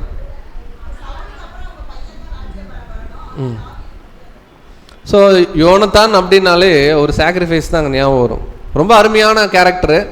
யோனத்தானும் தாவீது அவங்க 2 பேருடைய ஸ்நேகம் ஸ்திரீகளுடைய ஸ்நேகத்தை பார்க்கலும் பெருசுன்னு பைபிள் சொல்லுது. அப்போது சவுல் ராஜ்யபாரத்தில் தான் யோனத்தானும் இருக்கிறாரு, ஆனால் நல்லவராக இருக்கார்.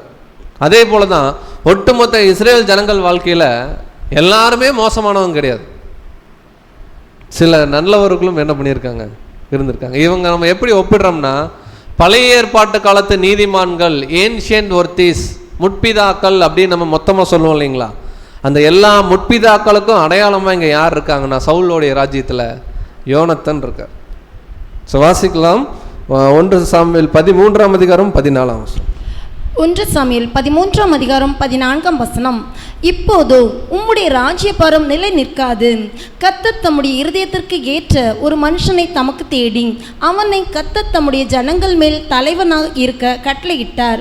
கர்த்தர் உமக்கு விதித்த கட்டளையை நீர் கைக்கொள்ளவில்லையே என்று சொன்னான். பாருங்க, இப்போ டைரக்டா எண்டிங் வருது யாருக்குன்னா சவுலுக்கு. அவர் சாகிறது இப்போ 31ஆம் அதிகாரத்தில் தான் வச்சுக்கோங்களேன். ஆனால் இங்கேயே டிக்ளேர் பண்ணிடுறார் உம்முடைய ராஜ்யம் என்ன ஆகாது.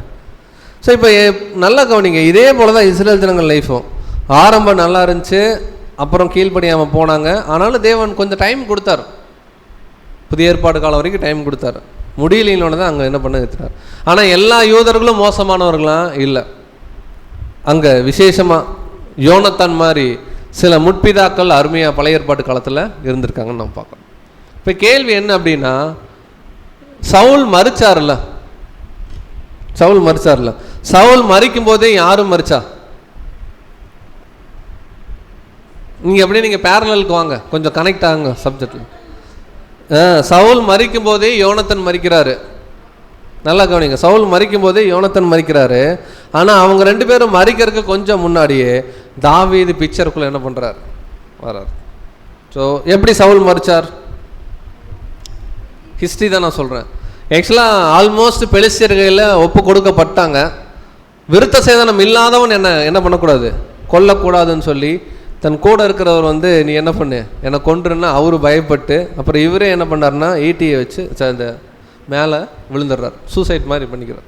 ஸோ இதே யுத்தத்தில் தான் யாரும் மறிக்கிறாங்கன்னா அவருடைய பையன் யோனத்தான்னு மறிச்சிடுறார்.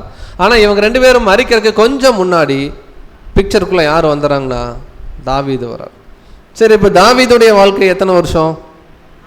பைபிள் சொல்லுது தாவீது ராஜாவாகும் போது 30 வயசு, அவன் 40 வருஷம் என்ன பண்ணுறாரு, ராஜ்யபாரம்.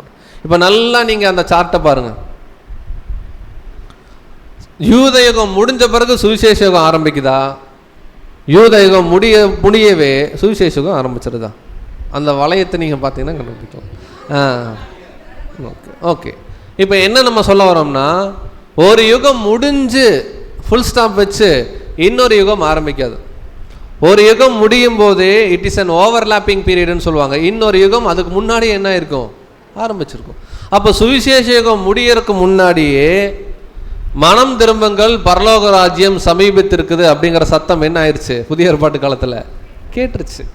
அப்போ அதே தான் இங்கே கவனிக்கிறோம். சவுல் ராஜ்யபாரம் முடியறதுக்கு முன்னாடியே ஆல்ரெடி தாவீது என்ன ஆயிட்டாரு, ராஜா ஆயிட்டார். கிளியராக பார்க்குறோம். அவர் கொஞ்ச நாள் ஒரு குறிப்பிட்ட இடத்த மட்டும் ரூல் பண்ணார். அதுக்கப்புறம் சமஸ்த இஸ்ரேல் ஜனங்களுக்கு என்ன ஆனார்னா ரூலிங் அத்தாரிட்டியாக மாறினார். இப்போ இதை நம்ம எப்படி ஒப்பிடுறோம்னா, அடுத்து தாவீதுடைய லைஃப் முழுக்க நடந்த சம்பவங்களை சுவிசேஷ யுகத்துக்கு என்ன பண்ணுறோன்னா ஒப்பிடுறோம். நல்லா கவனிங்க, சவுல் லைஃபு யூத யுகம், நம்ம புரியுற மாதிரி சொல்லணும்னா யூதர்களுடைய வாழ்க்கை.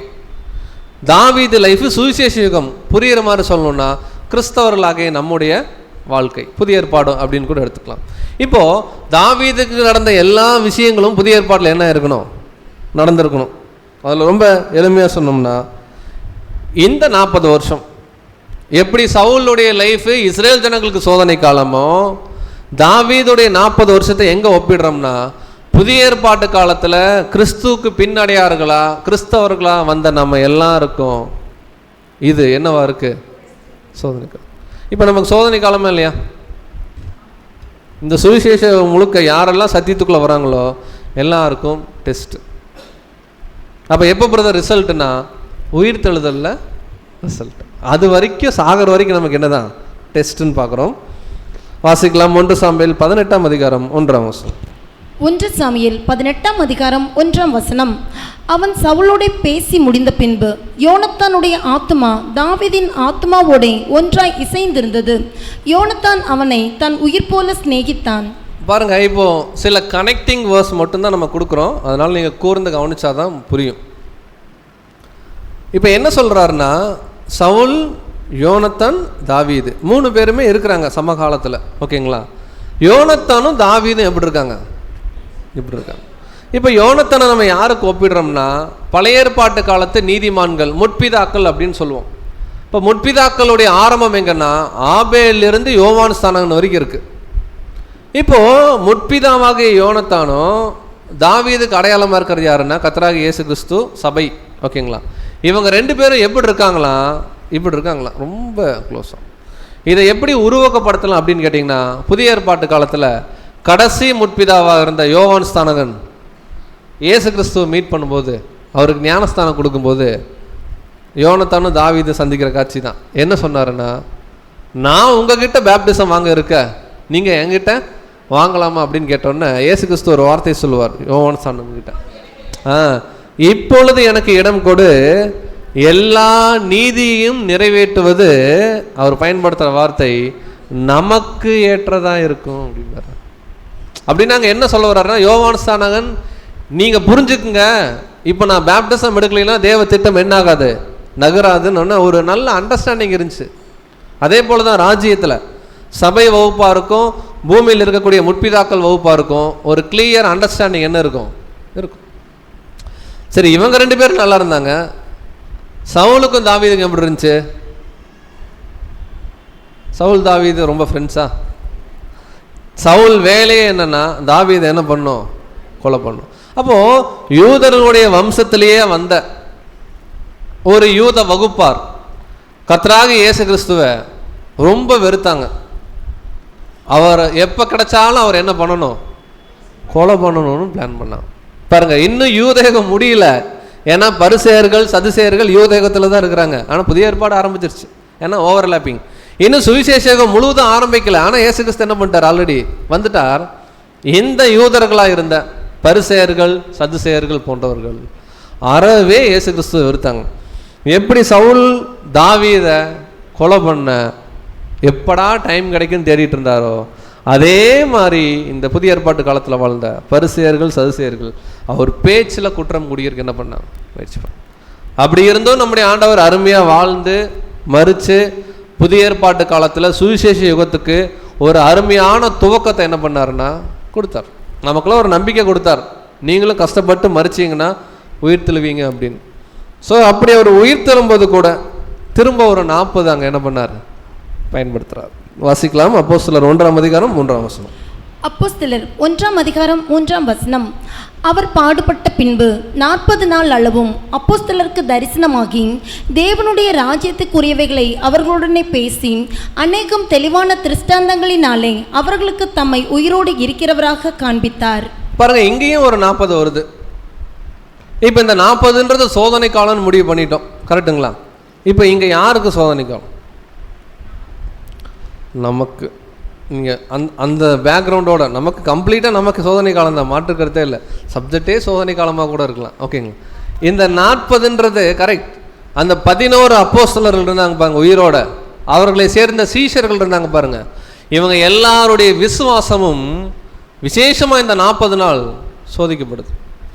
இவ்வளோ நாளாக இவர் தான் மேசியான்னு நம்பி போனீங்க, இப்போ அவர் செத்துட்டார், உயிர் தெழுந்துட்டார், நான் தான் அவருன்னு சொல்லி காட்சி அளிக்கிறார். உங்கள் விசுவாசம் எப்படி இருக்கு? தோமா கூட வந்து கேட்பாரு, நான் அவருடைய விழாவில் என்ன பண்ணோம், டச் பண்ணாதான். அப்போ இந்த 40 நாள் சோதிக்கப்பட்டுச்சு. சில அனுபவங்கள் அப்போஸ்தலர்கள் வாங்கிட்டாங்க. மீன் பிடிக்க போயிட்டார் பேதுருவெல்லாம். ஆனால் திரும்ப எப்படியோ தேவனுடைய கிருபையில் அந்த விசுவாசத்துக்குள்ள என்ன பண்ணாங்க, வந்தாங்கன்னு நம்ம பார்க்குறோம். அப்போது நல்லா கவனிக்கலாம். சுவிசேஷ யுகம் 40 வருஷம் அப்படிங்கிறது தாவீது லைஃப்பில் நம்ம நிறைய சொல்லலாம். பட் சுருக்கமாக சொன்னோம்னா, தாவீது ஆலயம் கட்ட எல்லா பிளானும் பண்ணிட்டார், ஆனால் ஆலயம் கட்டலை. அப்போ இந்த சுவிசேஷ யுகத்தில் ஆலயத்துக்கு தேவையான ஒவ்வொரு கற்கள் 1,44,000 கற்கள் ரெடி ஆயிரும். ஆனால் ஆலயம் இப்போ என்ன ஆகாது, முழுமை பெறாது. இதுதான் சுவிசேஷ யுகம். அடுத்து ஒரு ராஜா வந்தார், சாலமோன், தாவீதுடைய பையன். இவர் எத்தனை வருஷம் அரசாட்சி பண்ணார்? 40 வருஷம். வாசிக்கலாம். 1 ராஜாக்கள் 11ஆம் அதிகாரம் 42ஆம் வசனம். 1 ராஜாக்கள் 11ஆம் அதிகாரம் 42ஆம் வசனம். சாலமோன் எருசலேமிலே இஸ்ரவேலை எல்லாம் அரசாண்ட நாட்கள் 40 வருஷம். அப்போ நம்ம கவனிக்கிறோம் அன்புக்குரிய சகோதர சகோதரர்களே, சவுலுடைய அரசாட்சி யூத யுகம், கேபிட்டல் இ. தாவீதுடைய 40 வருஷம் எஃப், சுவிசேஷ யுகம். சாலமோனுடைய 40 வருஷம் கேபிட்டல் ஜி, மேசியாவின் யுகம். நல்லா கவனிங்க, சுவிசேஷகம் முடிஞ்ச பிறகுதான் 1000 ஆண்டு அரசாட்சி ஆரம்பிக்குதா? சுவிசேஷகம் முடியறதுக்கு கொஞ்சம் முன்னாடியே 1000 ஆண்டு அரசாட்சி ஆரம்பிக்குதா? அதான் நம்ம பார்க்குறோம். இப்போ தாவீது எல்லாம் சரண்டர் பண்ணி முடிச்சுட்டு சாலமோன் ராஜாவாகல. தாவீது இருக்கும்போதே சாலமோன் என்ன ஆகுறாரு? ஆட்சிக்குள்ளே வர்றாரு நம்ம பார்க்குறோம். ஸோ அப்போ இந்த சாலமோனுடைய ஆட்சி காலத்தை நம்ம எப்படி கம்பேர் பண்ணுறோம்னா, த மில்லினியல் ஏஜ், 1000 ஆண்டு அரசாட்சி. விசேஷமாக இது எந்த பகுதின்னு கேட்டிங்கன்னா, சபை நிறைவான பிறகு உலக ஜனங்கள் உயிர்த்தெழுந்து இந்த பொற்கால ஆட்சியில் நன்மைகள் வாங்கிக்குவாங்க பாருங்க, அந்த பீரியட். இப்போ கேள்வி, சாலமோன் ராஜ்யபாரம் எடுத்த பிறகு சண்டையே இல்லையா, இல்லை ஆரம்பத்தில் சண்டை நடந்துச்சா? அதாவது சண்டையே இல்லையானா ஹிஸ்ட்ரியில் வந்து சாலமோன் ரதத்தின் மீது ஏறி சண்டை போட்டான்னு அப்படி கேட்கல. தாவீது கிளியராக சாலமோன்கிட்ட ஹேண்ட் ஓவர் பண்ணும்போது சொல்லுவார், நம்முடைய சத்துருக்களுடைய லிஸ்ட் இதுதான்ப்பா, பார்த்துக்குப்பான்னு சொல்லி ஒரு லிஸ்ட்டு கொடுப்பார். ஏன் கொடுத்தார்? ஏன்னா சாலமோன் அரசாட்சி ஆரம்பித்த உடனே முதல்ல யுத்தம். இயேசு கிறிஸ்து 1000 ஆண்டு அரசாட்சி ஆல்ரெடி ஆரம்பிச்சிட்டார். ஆரம்பித்த உடனே எடுத்தோடனே சமாதான ராஜ்யம் கிடையாது. எடுத்தோடனே பூமியில் இருக்கக்கூடிய தேவையில்லாத விஷயங்களெல்லாம் என்ன பண்ணணும், முதல்ல வெளியே எடுக்கணும். இப்போ அந்த ஃபேஸில் நம்ம இருக்கிறோம். பேரலாம் சுவிசேஷம் முடிவில் நம்ம என்ன பண்ணுறோம்னா இருக்கிறோன்னு பார்க்குறோம். இதுக்கப்புறம் தான் சாலமோன் ஆலயம் கட்டுவார். கரெக்டாக வாசிக்கலாம். 1 ராஜாக்கள் 5ஆம் அதிகாரம் 3ஆம் வசனம் முதல் வாசனம். 1 ராஜாக்கள் 5ஆம் அதிகாரம் 3ஆம் வசனம். என் தகப்பனாகிய தாவீதின் சத்துருக்களை கர்த்தர் அவருடைய பாதங்களுக்கு கீழ்ப்படுத்தி விடுமளவும் அவர்கள் தம்மை சுற்றிலும் செய்கிற யுத்தத்தினால் அவர் தம்முடைய தேவனாகிய கர்த்தருடைய நாமத்திற்கு ஆலயத்தை கட்ட அவருக்கு கூடாதிருந்தது என்று நீர் அறிந்திருக்கிறீர். அப்போ கிளியரா சத்துருக்கள் எல்லாம் முடிச்சுட்டு அதுக்கப்புறம் வசனம் சொல்லுது, விரோதியும் இல்லை இடையூறும் இல்லை. அப்போ சாலமோன் அரசாட்சி பண்ணி ஆக்சுவலாக 4th இயரில் தான் வந்து ஆலயம் கட்ட ஆரம்பிப்பார். இப்போ நம்ம எப்படி கம்பேர் பண்ணுறோன்னா, சுவிசேஷகம் முடியற கொஞ்சம் முன்னாடியே 1000 ஆண்டு அரசாட்சி என்ன ஆயிடுச்சு, ஸ்டார்ட் ஆயிடுச்சு. இப்போ கேள்வி, இந்த 1000 ஆண்டு அரசாட்சி யாருக்கு டெஸ்டிங் பீரியட்? ஏன்னா 40 வருது, அதனால் நமக்கா உலக ஜனங்களுக்கா? இல்லை, என் முகம் மாறணுன்னு கண்டுபிடிச்சிட்டாங்க. ஏன்னா சுவிசேஷகம் தான் நமக்கு. 1000 ஆண்டு அரசாட்சியில் உலக ஜனங்கள் உயிர்த்தெழுந்து வந்துடுவாங்க. யார் உயிர்த்தெழுப்புனதுன்னு தெரிஞ்சிடும். இப்போ என்ன டெஸ்ட்டுனா, அந்த அவங்க லைஃப் முடிகிற வரைக்கும் அவங்க கடவுளுடைய திட்டத்தை புரிஞ்சுக்கிட்டு கீழ்ப்படியணும். கீழ்ப்படிஞ்சால் ஜீவன், கீழ்ப்படியலைன்னா அங்கே ஒரு 2ஆம் மரணம்னு ஒன்று பார்ப்போம். அந்த மரணத்துக்குள்ள என்ன பண்ணுவாங்கன்னா போயிடுவாங்க. வாசிக்கலாம். 1 ராஜாக்கள் 5ஆம் அதிகாரம் 5ஆம் வசனம். 1 ராஜாக்கள் 5ஆம் அதிகாரம் 5ஆம் வசனம். ஆகையால் நான் உன் ஸ்தானத்தில் உன் சிங்காசனத்தின் மேல் வைக்கும் உன் குமாரனே என் நாமத்திற்கு ஆலயத்தை கட்டுவான் என்று கர்த்தர் என் தகப்பனாகிய தாவீதினிடத்தில் சொன்னபடியே என் தேவனாகிய கர்த்தரின் நாமத்திற்கு ஆலயத்தை கட்ட வேண்டும் என்று இருக்கிறேன். பாருங்க, நல்லா கவனிக்கலாம்.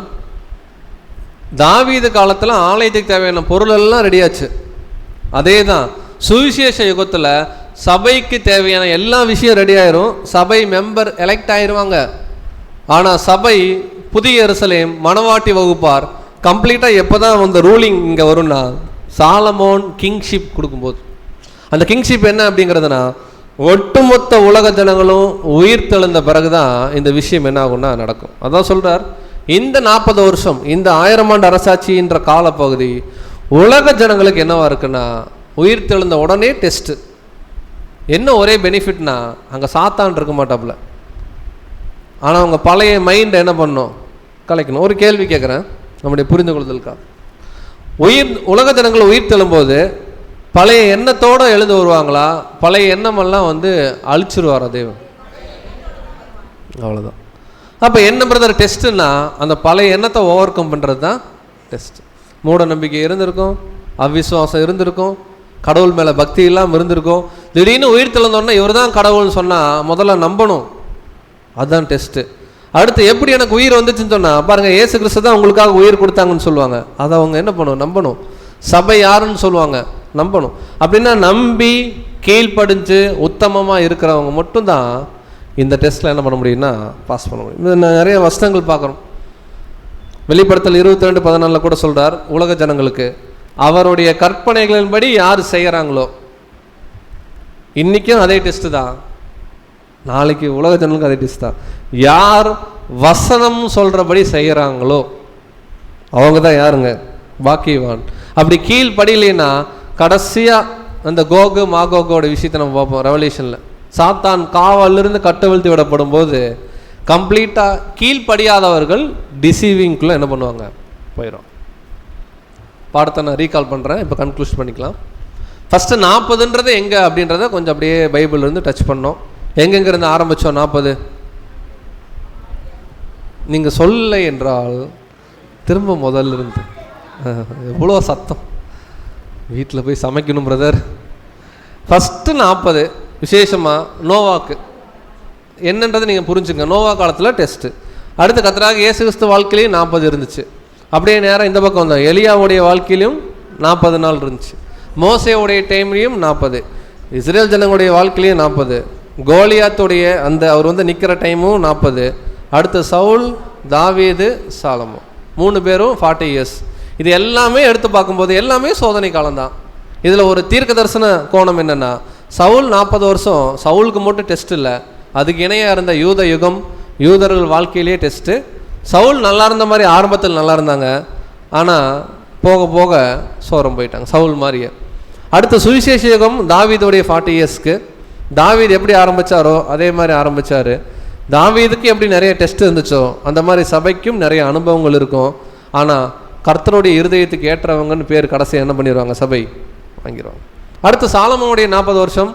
இந்த ஓவர்லேப்பிங்கில் தான் யோனத்தான் வராரு, சவுலும் வராரு, தாவீதும் வராரு. பரிசேயர், சதுசேயர்கள், முற்பிதாக்கள், விசேஷமாக யோவான் ஸ்நானகன், கர்த்தராகிய இயேசு கிறிஸ்து. இந்த 1000 ஆண்டு அரசாட்சி பொற்கால ஆட்சியில் கூட உலக மக்களுக்கு டெஸ்ட்டு தான். அவங்க நல்லா வாழ்ந்தா ஜீவன், நல்லா வாழலைன்னா மரணம். இப்போ கன்க்ளூஷன் என்ன பார்க்குறேன்னா, இங்கே நமக்கும் ஒரு 40 வருஷம் இருக்குது. இப்போ நம்ம நேரடியாக நம்மக்கிட்டே வரோம். எவ்ரி இண்டிவிஜுவல், நம்ம இங்கே இருக்கிற எல்லாரும் அவர் 40 இயர்ஸ். நமக்கு எது 40 வருஷம்? என்னைக்கு நம்ம ஞானஸ்தானம் எடுத்தோமோ, இன்னும் கொஞ்ச நாளில் செத்துருவோம்ல. எத்தனை நாளில் செத்துருவோம் தெரியல, கொஞ்ச நாளில் செத்துருவோம். அந்த சாகர வரைக்கும் இருக்கிற நாட்கள் நமக்கு 40 வருஷம் மாதிரி நீங்கள் கணக்கு பண்ணிக்கணும். எக்ஸாக்டாக 40 வருஷம் தரமாட்டார். நான் 70 வயசில் ஞானஸ்தானம் எடுத்துட்டேன், தேவன் என் காலத்தை 40 வருஷம் என்ன பண்ணுவார்? ஐபிஎல்ல தேவன் நினச்சா கூட சில டைம் நம்ம சரீரம் ஒத்துழைக்காது. ஆனால் நீங்கள் ஜென்ரலாக எடுத்து பாருங்கள், ஒருவேளை வாலிப பிராயத்தில் ஒருத்தங்க 20 வயசில் பேப்டிஸ்ட் எடுக்கிறாங்கன்னு வச்சுக்கோங்களேன். சும்மா ஃபார் எக்ஸாம்பிளுக்கு, எல்லாரும் 20 வயசில் எடுக்க போகிறதில்ல. சராசரியாக மனுஷனுடைய வயசு 60, சாகர வயசு. சரியாக 40 வருஷம் என்ன பண்ணுறாங்க? கொடுக்குறாங்க. நீங்கள் அப்படியே எடுத்துக்கலாம். இல்லை பிரதர், நான் 40 வயசில் தான் பேப்டிஸ்ட் எடுத்துருக்கிறேன்னா, நம்ம 40 வயசில் பேப்டிஸ்ட் எடுத்ததுலேருந்து எத்தனை நாளுக்குள்ளே சாகரமோ, அது 10 வருஷமா, 15 வருஷமா, 5 வருஷமா, அந்த பீரியட் தான் நம்முடைய சோதனை காலம். அவர் 40 இயர்ஸ்ன்னு பார்க்கும். அப்போ இந்த சோதனை காலம் எப்படி தான் இருக்கும்? நமக்கு இன்ட்ரெஸ்டாக இருக்கும். கரெக்ட், சோதனையாக தான் இருக்கும். இப்போது பேப்டிஸ்ட் எடுத்துட்டோம், சபைக்கு என்ன பண்ணுறோம்? வந்துட்டுருக்கோம். எல்லாமே நமக்கு நினச்சபடியே சபையில் எல்லாமே நடக்கும். நம்ம வந்து விரும்புகிற மாதிரியே பிரதர்ஸ் எல்லாம் ரியாக்ட் பண்ணுவாங்க. நம்ம நினைக்காதபடி சிஸ்டர்ஸ் அன்பு காட்டுவாங்க. நம்ம நினைக்காதபடி தேவன் சப்ஜெக்டில் என்ன பண்ணுவார்? பேசுவார். இப்படி இருக்குமா? எப்போவுமே நமக்கு சோதனையாக இருக்கும். ஆனால் அந்த சோதனையில் ஒன்றே ஒன்று மட்டும் நம்ம புரிஞ்சுக்கணும், இந்த சோதனை காலம் நம்முடைய இம்ப்ரூவ்மெண்ட்டுக்கு தான் தேவன் கொடுக்குறாரே தவிர, நம்மளை தேவன் இங்கிருந்து தள்ளி விடுறதுக்கு சோதனை என்ன பண்ண மாட்டார்? தேவன் கொடுக்க மாட்டார். அப்போது நம்முடைய சோதனை காலம்ன்றது என்னைக்கு நம்ம ஞானஸ்தானம் எடுக்கிறோமோ, ஒரு இடுக்கமான பாதைக்குள்ளே நம்ம என்ன பண்ணுறோம்? இப்போ பிரவேசிக்கிறோம்.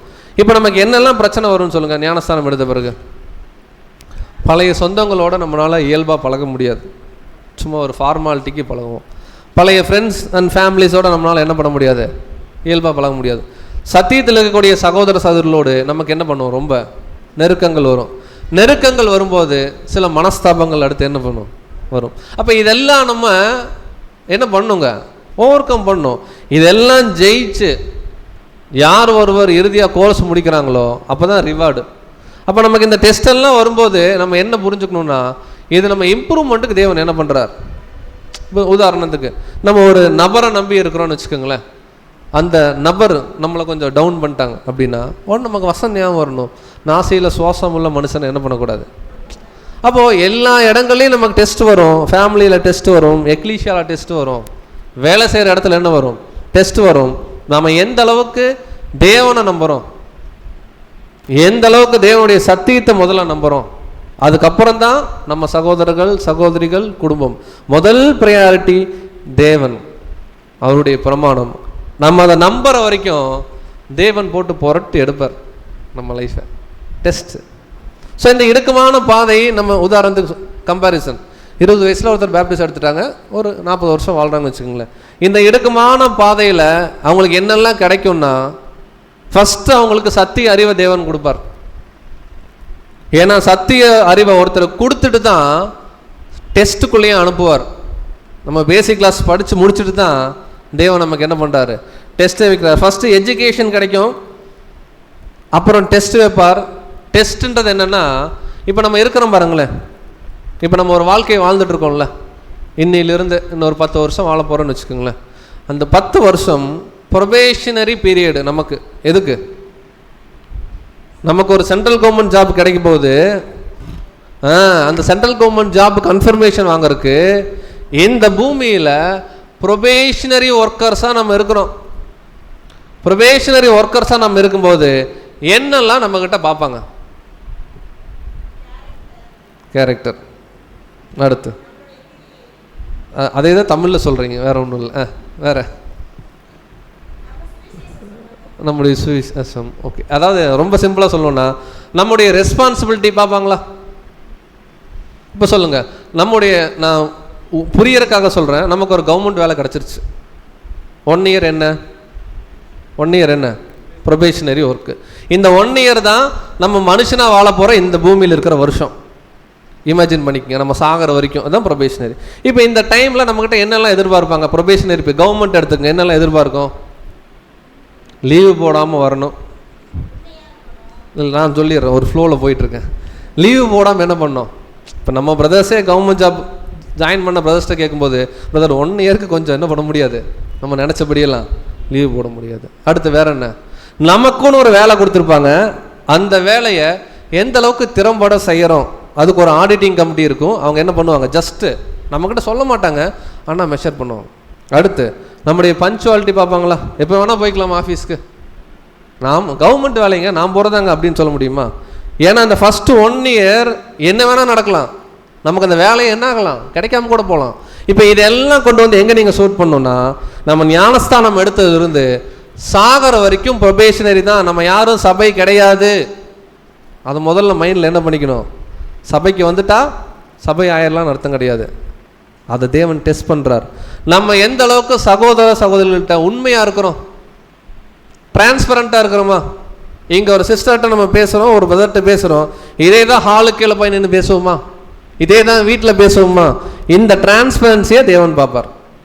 அடுத்து தேவனுடைய சத்தியங்கள், சகோதரர்கள், ஊழியங்கள் அப்படின்னு வரும்போது எந்த அளவுக்கு ப்ரையாரிட்டி கொடுக்குறோம், முன் வரோம், எந்த அளவுக்கு தேவனுக்காக நம்முடைய வாழும் உரிமைகளை தியாகம் பண்ணுறோம், எந்த அளவுக்கு தேவனுக்காக இந்த சரீரத்தை அர்ப்பணிக்கிறோம், எந்த அளவுக்கு தேவனுக்காக நம்ம கொடுத்துருக்கக்கூடிய பொன் பொருள் செல்வம் குடும்பம் எல்லாரையும் சபைக்காக அர்ப்பணிக்கிறோம். இது எல்லாம் தேவன் மெஷர் பண்ணுவார். இந்த மெஷர்மெண்ட் எங்கே போய் நிற்கணும்னா, தேவனுடைய வசனம் அப்படின்ற தராசில் தேவனுடைய கிருபை தான் ஜாஸ்தி இருக்கும், அது கீழே கொஞ்சம் நம்முடைய கிரியை இருக்கும். இது போடும்போது அந்த வசனம் என்ன ஆகணும்?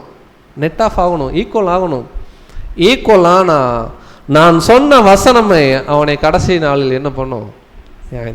அப்போ இந்த 40 இயர்ஸ் இன்றைக்கி நம்ம சபைக்கு வர்றது, வீட்டுக்கு போகிறது, அடுத்த வாரம் ஆராதனைக்கு வர்றது, வெளியூருக்கு சப்ஜெக்ட் பேச போகிறது, எல்லா பிரதர்ஸையும் கூட்டிகிட்டு வர்றது, எல்லாமே டெஸ்டிங் பீரியட். எந்த அளவுக்கு ஒரு வேலையை தேவன் நம்மகிட்ட கொடுத்தா ரெஸ்பான்சிபிலிட்டியோடு எடுத்துக்கிறோம், எந்த அளவுக்கு அர்ப்பணிப்பின் ஜீவியத்தோடு மனசார நிர்பந்தப்படுத்தாமல் அந்த வேலையை செய்கிறோம், இதெல்லாம் மெஷர் பண்ணுறார். ஒரு உதாரணத்துக்கு, இந்த பக்கம் தராசில் பவுலை தூக்கி நிறுத்திட்டு இந்த பக்கம் நம்மளை தேவன் நிறுத்தினார்னு எப்படி இருக்கும்? ஆனால் தேவன் அப்படி நிறுத்தலை. ஏன்னா அதுக்கு ஒரு பேரபிள் சொல்கிறார். 11ஆம் மணி வேலைக்கு வந்தவருக்கும் ஒரே கூலி தான், காலையில் வந்து வேலைக்கு சேர்ந்தவருக்கும் ஒரே கூலி தான். அப்படின்னா பவுலுக்கும் சபை வாய்ப்பு தான், கடைசியாக வர நமக்கும் சபை வாய்ப்பு தான். பட் இந்த காலத்தில் என்ன தேவன் நம்மகிட்ட கேட்குறாரோ அதை பண்ணால் போதும். நம்மளால் கண்டிப்பாக பவுல் மாதிரியெல்லாம் என்ன பண்ண முடியாது, இருக்க முடியாது. அது தேவனுக்கே நல்லா தெரியும். அப்போ இங்கே என்ன சொல்ல வர்றாருன்னா, நம்முடைய ஞானஸ்தான வாழ்க்கையில் நிறைய படிப்போம், படித்தது எல்லாத்துக்கும் டெஸ்ட் வரும் அடுத்து. அப்போ தான் மனுஷன் தீர்க்க தரிசன வரத்தை உடையவனாக இருந்தாலும் அன்பு இல்லாவிட்டால் அப்படின்ட்டு இங்கே நின்று பேசிட்டு என்ன பண்ணுவோம், கீழே போவோம். அந்த அன்புக்கு ஒரு சோதனை என்ன அப்படின்னு என்னென்னா எல்லாமே டெஸ்ட்டு தான். இந்த டெஸ்ட்டில் நமக்கு ஒரு டீச்சர் இருக்காங்க. இந்த ஒட்டுமொத்த வாழ்க்கையிலையும் நமக்கு ஒரே ஒரு மாஸ்டர் தான். நல்லா நீங்கள் புரிஞ்சுக்கலாம். நமக்கு சத்தியம் சொல்லி கொடுக்கறது கர்த்தராகிய இயேசு கிறிஸ்து. வேற ஏதாவது மாஸ்டரை நம்ம இமேஜின் பண்ணிக்கிட்டோம்னு வச்சுக்கோங்களேன் மனசில், கண்டிப்பாக அது ஒரு பெரிய டெஸ்ட்டாக ஒரு நாள் நிற்கும் நம்ம முன்னாடி. அப்போது ஸ்கூல் ஆஃப் கிரைஸ்டில் நம்ம படிக்கிறோம், டே டு டே லேர்ன் பண்ணுறோம். லேர்ன் பண்ணுறது எப்படின்னா, சப்ஜெக்ட் கேட்குறது மட்டும் கிடையாது, நம்ம புஸ்தகங்கள் வாசிக்கிறது, பைபிள் படிக்கிறது, சில அனுபவங்களை தேவன் சில விஷயத்தை ப்ராக்டிக்கலாக என்ன பண்ணுவார், சொல்லி கொடுப்பார். இதெல்லாம் தெரிஞ்சுக்கிட்டு கேரக்டர் என்ன பண்ணணும், காமிக்கணும். இப்போ ஃபார் அன் எக்ஸாம்பிள், ஒரு சிஸ்டர் இருக்காங்க, ஒரு பிரதர் இருக்காங்க. சும்மா இமேஜினேஷன். எல்லா வசனம் மனப்பாடமாக தெரியும். அவர் தூக்கத்தை எழுப்பிட்டா கூட சப்ஜெக்ட் என்ன பண்ணுவார், பேசுவார். இது போதுமா, இல்லை இதுக்கு மீறி வேறு எதாவது வேணுமா? அப்போ என்னென்னா, கற்றுக்கொள்கிறோம், பேசுகிறோம், படிக்கிறோம், இதெல்லாம் தாண்டி கற்றுக்கொண்டபடி நம்ம எந்த அளவுக்கு குணலட்சணங்களை சகோதர சகோதரிகள், குடும்பத்தார், அலுவலகங்களில் நம்ம காமிக்கிறோம், அது ரொம்ப ரொம்ப முக்கியம். இதை அப்போஸ்தலனாகிய பவுல் ரொம்ப ஷார்ப்பாக, வேற ஒரு பிரச்சனை ஆக்சுவலாக சபையில் திட்டும்போது பவுல் இந்த வார்த்தையை பயன்படுத்துகிறார். வாசிக்கலாம். 2 தீமோத்தேயு 3:7. 2 தீமோத்தேயு 3:7. எப்போதும் கற்றாலும் ஒருபோதும் சத்தியத்தை அறிந்து உணராதவர்களாய் இருக்கிற பெண் பிள்ளைகளுடைய வீடுகளில் இப்படிப்பட்டவர்கள் நுழைந்து அவர்களை வசப்படுத்திக் கொள்கிறார்கள். ஆக்சுவலாக சபையில் வேற ஒரு பிரச்சனை, அந்த பிரச்சனைக்கு அந்த கேரக்டர் இருக்கிறவங்களை பற்றி பவுல் பேசுகிறார். பட் நமக்கு தேவையான வார்த்தை என்னென்னா, எப்போதும் கற்றாலும். 20 வருஷமாக சத்தியத்தில் இருக்கிறேன் பிரதர் அப்படின்னு சொல்கிறதுனால ஒரு பிரயோஜனம் கிடையாது. 2 வருஷமாக நான் சத்தியத்தில் இருக்கிறேன், பிரயோஜனம் கிடையாது. எப்போதும் கற்றாலும் தேவன் சொல்கிறாரு, ஒருபோதும் சத்தியத்தை அறிந்துன்னு என்ன அர்த்தங்க, எல்லா சப்ஜெக்டும் தெரியும், அறிந்து உணராதவர்களாக இருக்கிற அன்புக்குரிய சகோதர சகோதரிகளே. இப்போ நம்ம பயன்படுத்துகிற வார்த்தைகளுக்குள்ள நம்ம இருக்கக்கூடாது. அந்த பிரதருக்கு 4 வசனம் தெரிஞ்சாலும் அதுக்கு உண்மையாக இருக்காருங்க அப்படின்னு நம்மளை பற்றி என்ன பண்ணணும், சொல்லணும். அந்த சிஸ்டர் எந்த அளவுக்கு தெரிஞ்சிருக்காங்களோ அதில் அவங்க உண்மையை என்ன பண்ணுறாங்க, இருக்கிறாங்க. அதுதான் தேவன் விரும்புகிறாரே தவிர நிறைய நம்ம கற்றுக்கொண்டுட்டோம் அப்படிங்கிறனால இல்லை. ஆனால் நிறைய படிக்கணும், படித்தாதான் கேரக்டர் வரும். ஆனால் படித்தாலும் அவர் சொல்கிறார், அறிந்து உணர்ந்து கொண்டவர்களாக நம்ம என்ன பண்ணணும்னா இருக்கணும். இப்போ நம்மெல்லாம் ஒரு அக்கௌண்டன்ட், கரெக்டுங்களா? அதில் விசேஷமாக சபையின் ஊழியர்கள்லாம் அவங்க அடுத்த லெவல் அக்கௌண்டன்ட்டு. அக்கௌண்டன்ட்டுக்குன்னே உண்டான ஒரு விஷயம் என்னதுன்னா, மேலும் பவுல் சொல்கிறார் 1 கொரிந்தியர் 4:2, உக்ரானக்காரன் உண்மை உள்ளவன் என்று காணப்படுவது. ஒரு அக்கௌண்டன்ட் கிட்ட என்ன கேரக்டர் இருக்கணும்? நீங்கள் யாரும் தவறாக எடுத்துக்க வேணாம். எந்த எக்லீசியா போனாலும் இதே உதாரணம் தான். சபையின் பொருளாளர்னு ஒருத்தர் வச்சுருக்குறோம். ஏன் அவர் பொருளாளர்னு வச்சுருக்குறோன்னா, அவர்கிட்ட மணி கொடுத்தா அவர் கரெக்டாக என்ன பண்ணுவார், நம்பிக்கை இருக்குது நமக்கு, நம்ம என்ன பண்ணுறோம், பொறுப்பை கொடுக்குறோம். அப்போது இங்கே ஒரு உக்ரானக்காரன் நாட் ஓன்லி பணம் விஷயம் மட்டும் இல்லை, தேவன் நம்ம எல்லாருக்கும் சத்தியம் கொடுத்துருக்கார். இந்த சத்தியத்தை இவங்ககிட்ட கொண்டு போய் கொடுத்தா இவங்க பர்ஃபெக்டாக இருப்பாங்க. தேவன் நம்மளை என்ன பண்ணுறாரு, நம்புறார். இப்போ இந்த உக்ரானக்காரனாக இருக்கக்கூடிய நாம உண்மை உள்ளவனா என்ன பண்ணும், உண்மை உள்ளவனானா என்ன அர்த்தம்? ரொம்ப சிம்பிள். கிரேட்டஸ்ட் எக்ஸாம்பிள் என்ன தெரியுங்களா? கர்த்தராகிய இயேசு கிறிஸ்து மணவாளன், நாம் மணவாட்டி. ஒரு மணவாட்டி கற்புள்ள கன்னிகையாக இருக்கிறது தான் மணவாளனுக்கு உண்மைத்தன்மை. அப்படின்னா உலகத்தால் கரைபடாமல், மற்ற எந்த விஷயங்கள்னால நம்முடைய ஆவிக்குரிய வாழ்க்கை பாதிக்காமல், தேவன் நமக்கு ஒப்பு கொடுத்த சத்தியத்துக்கு உண்மையாக கீழ்ப்படிதல் உள்ளவர்களா, நன்றி உணர்வு உள்ளவர்களாக நம்ம காணப்படுறது தான் ஒரு உக்ரானக்காரனுக்கு அழகம். இப்போ நம்ம எல்லாருமே உக்ரானக்காரர்கள் தான். நாம் சத்தியம் பெற்றுக்கொண்டிருக்கிறோம், அருமையான ஐக்கியம் வச்சுருக்கிறோம் பிரதர் சிஸ்டர்ஸோட. எந்த அளவுக்கு ஹார்ட்டு உண்மையாக இருக்கு, நம்ம தான் என்ன பண்ணோம் யோசிக்கணும். இதை வந்து சாமுவேலில் தாவீது ராஜா குறித்து வந்து பார்த்திங்கன்னா நிறைய வசனங்கள் இருக்குது. நம்ம ரொம்ப சுருக்கமாக, எப்போ ஒருத்தருக்கு வந்து ஒரு உண்மைத்தன்மை காமிக்கணும்னா முதல்ல அவங்கள நம்பவே கூடாது. என்னால் தான் இது நடந்துச்சு, நான் தான் இதை பண்ணேன், நான் தான் இதை பண்ணேன் அப்படின்னு இல்லாமல், என்னால் எதுவும் கிடையாது, தேவன் வாய்ப்பு கொடுக்குறார், இது என்ன ஆகிட்டுருக்கு, நடந்துட்டுருக்கு, தேவன் தான் எனக்கு எல்லாமே, அவர் தான் எனக்கு துருகம், அவர் தான் எனக்கு கண்மலை, அவர் தான் எனக்கு கோட்டைன்னு சொல்லி நம்முடைய முழு விசுவாசம், நம்முடைய ஞானஸ்தான வாழ்க்கையில் அன்புக்குரிய சகோதர சகோதரிகளே, நம்முடைய விசுவாசம் என்ன பண்ணப்படுது, சோதிக்கப்படுது. ஒரு சின்ன உதாரணம் சொல்கிறேன், புரியறதுக்காக தான் சொல்கிறேன், ஓகேங்களா? புதிய ஏற்பாட்டு காலத்தில் 2 பேர் தங்களை அர்ப்பணித்தாங்க சபைக்காக.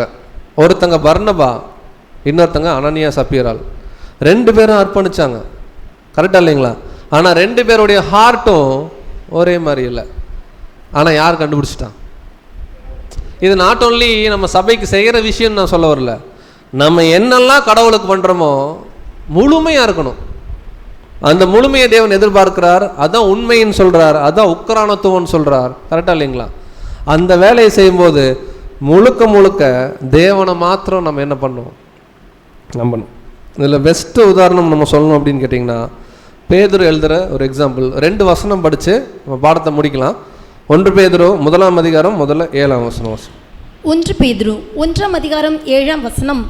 அழிந்து போகிற பொன் அக்கினினாலே சோதிக்கப்படும், அதை பார்க்கிலும் அதிக விலையேற பெற்றதாக இருக்கிற உங்கள் விசுவாசம் சோதிக்கப்பட்டு இயேசு கிறிஸ்து வெளிப்படும் போது உங்களுக்கு புகழ்ச்சியும் கனமும் மகிமையும் உண்டாக காணப்படும். இப்போ ஒரு கோல்டு வாங்க கடைக்கு போகிறோம், கோல்டு வாங்க கடைக்கு போகிறோம், இல்லை ஒரு கோல்டு செயினோ மோதிரமோ மாற்ற போகிறோம், இல்லை விற்க போகிறோம், எப்படி வேணால் வச்சுக்கோங்க. இப்போ இருக்கிற சூழ்நிலையில் விற்க முடியாது. எடுத்துகிட்டு போகும்போது எடுத்தோடனே பாருங்கள் இது இவ்வளோ இடையங்கன்னு சொன்னோன்னே உடனே காசு கொடுத்துருவாங்களா நமக்கு? உடனே என்ன பண்ணுவாங்க, அதை போய் உரசுவாங்க. இல்லை கோல்டு எடுக்கிறாங்க மண்ணில் இருந்துன்னா முதல்ல அதை எடுத்துகிட்டு வந்து என்ன பண்ணுவாங்க, நல்லா ஹீட் பண்ணுவாங்க. ஹீட்டில் எல்லா டஸ்ட்டையும் வெளியே எடுத்து அதில் பியோர் தங்கம் எவ்வளோ பிரிப்பாங்க, கரெக்டாக இல்லைங்களா?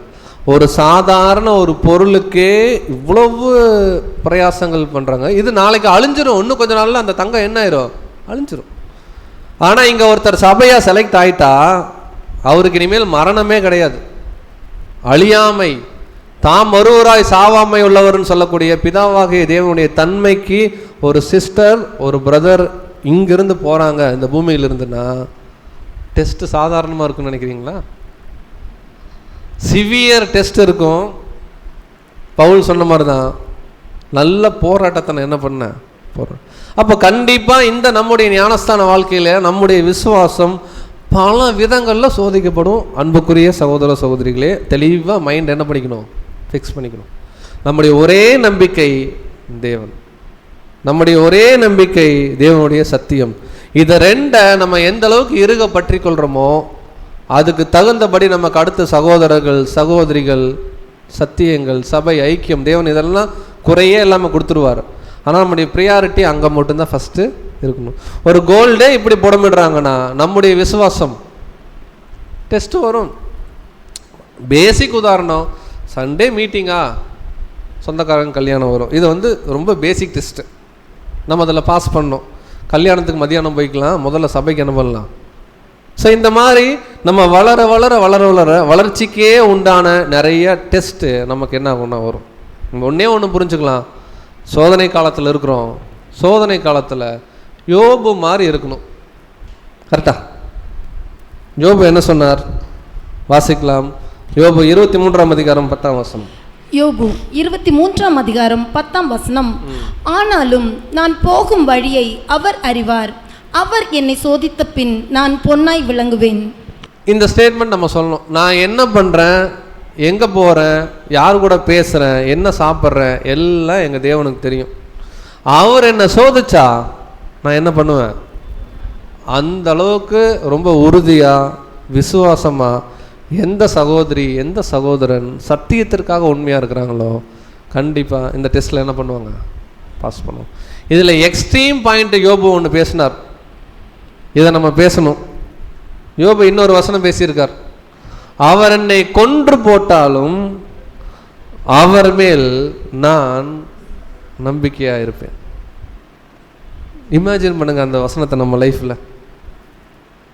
அவர் என்னை கொன்று போட்டாலும் அவர் மீது எப்படி இருப்பேன்? இங்கே என்ன ஆகும்னா, நம்முடைய தனிப்பட்ட வாழ்க்கையில் ஒரு சிஸ்டர்கிட்ட கோச்சுக்கிட்டாங்கன்னு வச்சுக்கோங்களேன், இனிமேல் நான் சபைக்கெலாம் என்ன பண்ண மாட்டேன், வரமாட்டேன். அவ்வளோ பெரிய சபையை விட்டுட்டு இங்கே வந்தேன், இங்கே இப்படி பண்ணுறாங்க. ஒரு பிரதர் இன்னொரு பிரதர் நீங்கள் செய்யாதீங்க நான் செய்கிறேன் அப்படின்னு சொல்லிட்டாருன்னு வச்சுக்கோங்களேன், உடனே கோவம். இதெல்லாம் பேசிக் டெஸ்ட்டு. இதெல்லாம் நம்ம இந்நேரம் நம்ம என்ன ஆயிருக்கணும், பாஸ் ஆகிருக்கணும். நம்முடைய எக்ஸ்ட்ரீம் டெஸ்ட் என்னென்னா, இந்த சத்தியத்திற்காக இந்த விசுவாசத்துக்காக நமக்கு மரணமே நேரிட்டால் கூட, அவமானமே நடந்தால் கூட நம்முடைய ஃபெய்த் ஸ்ட்ராங்காக இருக்கணும். யோசிச்சு பாருங்கள், பேதுரு செத்தாரா தலையிலா சிலுவையில்? எப்படி இருந்துப்பார்? விசுவாசம் ஸ்ட்ராங்காக இருந்திருக்கும். பவுல் மரிச்சாரா? தலை வெட்டப்பட்டுச்சா? எந்த அளவுக்கு ஸ்ட்ராங்காக ஃபெய்த்தில். எங்கேயாவது ஒரு செகண்ட் உங்களுக்காக கல்யாணம் பண்ணாமல் இவ்வளோ கஷ்டப்பட்டு போயிட்டு இவ்வளோ அடி வாங்கி இந்த ஊழியத்தை பண்ண, கடைசியில் என்னையை கொல்றீங்களே அப்படின்னு பவுல் யோசிச்சிருப்பாரானா? இல்லை. அவருக்கு தெரியும் நம்ம மறிச்சா கண்டிப்பாக அவருடைய உயிர்த்தெழுதலில் வருவோம்னு தெரியும். அப்போ நமக்கு என்ன விசுவாசம் வேணும்னா, என்ன பிரச்சனை வாழ்க்கையில் நடந்தாலும் நமக்கு மரணமே நேரிட்டால் கூட நமக்கு உயிர்த்தெழுதல்னு ஒன்று இருக்குது. அந்த உயிர்த்தெழுதலில் அவரோட நான் இருப்பேன் அப்படிங்கிறது தான். அவர் என்னை கொன்று போட்டாலும் நான் என்ன பண்ணுவேன். ஆனால் யோபுக்கு எப்படின்னு தெரியல, நமக்கு ரொம்ப எக்ஸாக்டாக பொருந்தும். நம்ம மறிச்சா இமைப்பொழுதில் சபையாக மறிச்சா ₹1 ஆகும். ஸோ பாடத்தை நம்ம முடிக்கலாம். 40ன்னு ஆரம்பித்தோம். 40 வேதாகமத்தில் எங்கெல்லாம் வருது, அது தீர்க்க தரிசன பார்வையில் யூதயுகம் என்ன, சுவிசேஷ யுகம் என்ன, 1000 ஆண்டு அரசாட்சி என்ன, அப்படியே கம்பேரிசன்லாம் பண்ணி கன்க்ளூஷன் என்னென்னா, நம்ம ஞானஸ்தானம் எடுத்ததுலேருந்து சாகர் வரைக்கும் நமக்கு சோதனை காலம்தான். ஒவ்வொரு டெஸ்ட்டில் பாஸ் பண்ணும்போது அடுத்த டெஸ்ட் என்ன ஆகும் வரும். நம்ம ஒன்று மட்டும் புரிஞ்சுக்கணும், தேவன் மீது எந்த அளவுக்கு விசுவாசம் உள்ளவர்களா, சத்தியத்தின் மீது எந்த அளவுக்கு விசுவாசம் உள்ளவர்களா நம்ம இருக்கிறோமோ அந்த அளவுக்கு இந்த ஓட்டத்தில் நம்மளால் என்ன பண்ண முடியும், செம்மையாக ஓட முடியும். செம்மையாக ஓடி பரிசை வாங்கினா அநேகர் நமக்கு முன்னாடி வேதாகமத்தில் ரோல் மாடலாக இருக்கிறாங்கன்னு நம்ம பார்க்குறோம். ஸோ அந்த வகையில் வரக்கூடிய நாட்களிலும் நமக்கு வரக்கூடிய அநேக சோதனைகள், உபத்திரவங்கள், பாடுகள் மத்தியில் நாம் பொன்னாக விளங்குவது போல தெளிவாக தேவனுக்காக நின்று அவர் கொடுக்கக்கூடிய அந்த ஒரு ஜீவ கிரீடத்தை நாம் பெற்றுக்கொள்ள தேவன் தாமே கிருபை செய்வாராக. இந்த ஒரு வாய்ப்பினை கொடுத்த நம்முடைய பிதாவாகி தேவனுக்கு நம்முடைய இரட்சகர் மூலமாகவே நாம் நன்றிகளையும் துதிகளையும் நாம் தெரிவித்துக் கொள்வோம். ஆமென்.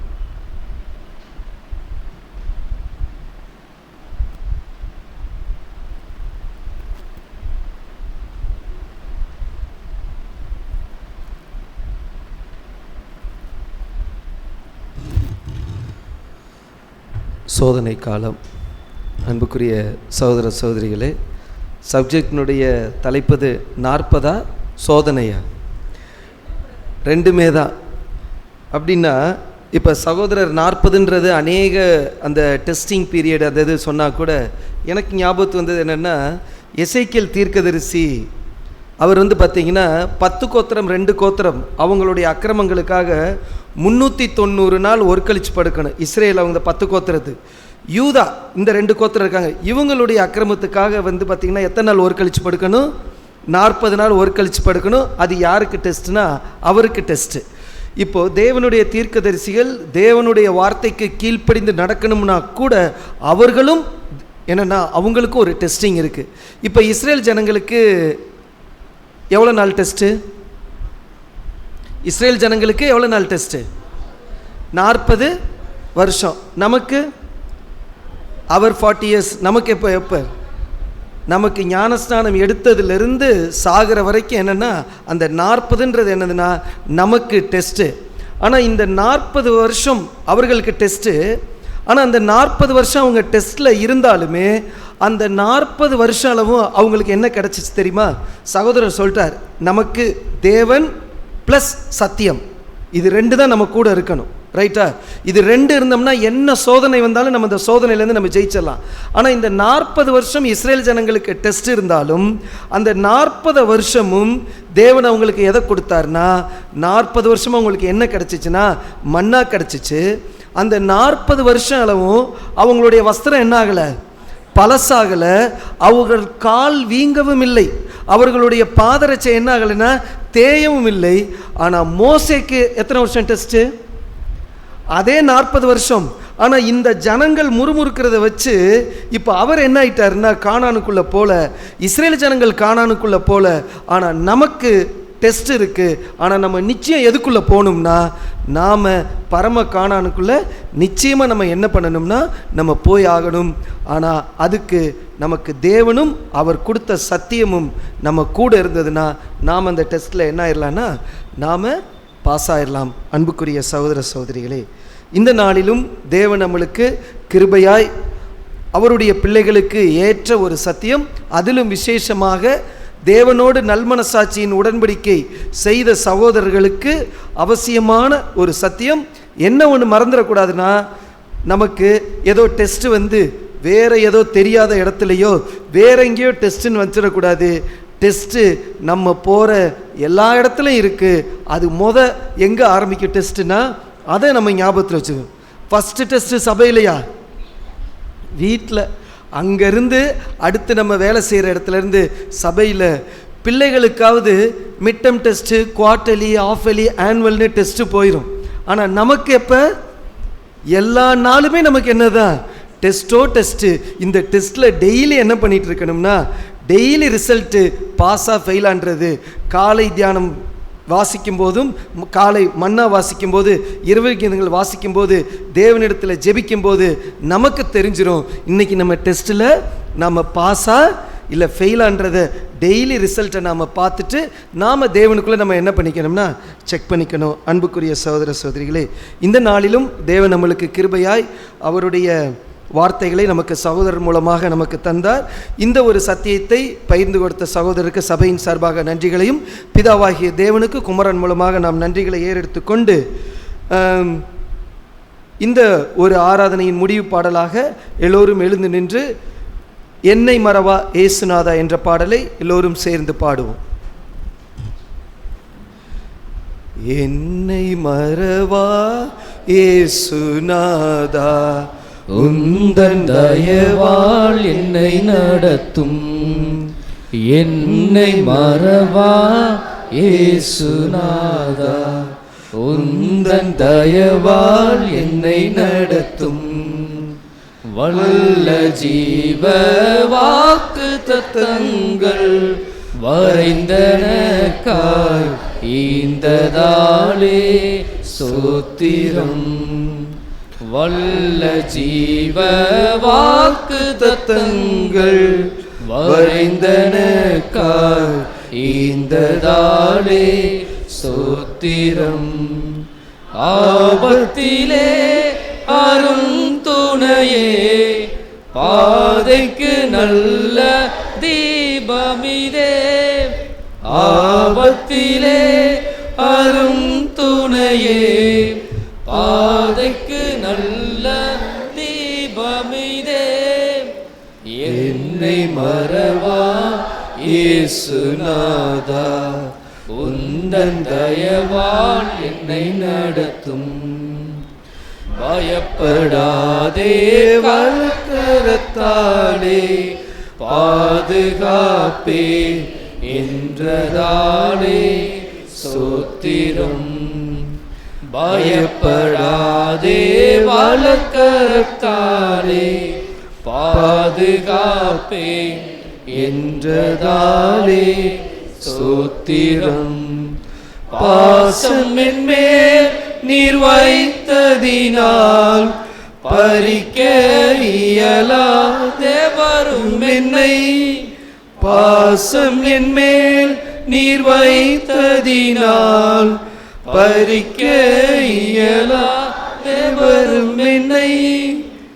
என்னை மறவா இயேசுநாதா, உந்தன் தயவால் என்னை நடத்தும். தாய் தன் சேயை மறந்து விட்டாலும் மறவேன் உன்னை என்றதாலே சோத்திரம். தாய் தன் சேயை மறந்து விட்டாலும் மறவேன் உன்னை என்றதாலே ஸ்தோத்திரம்.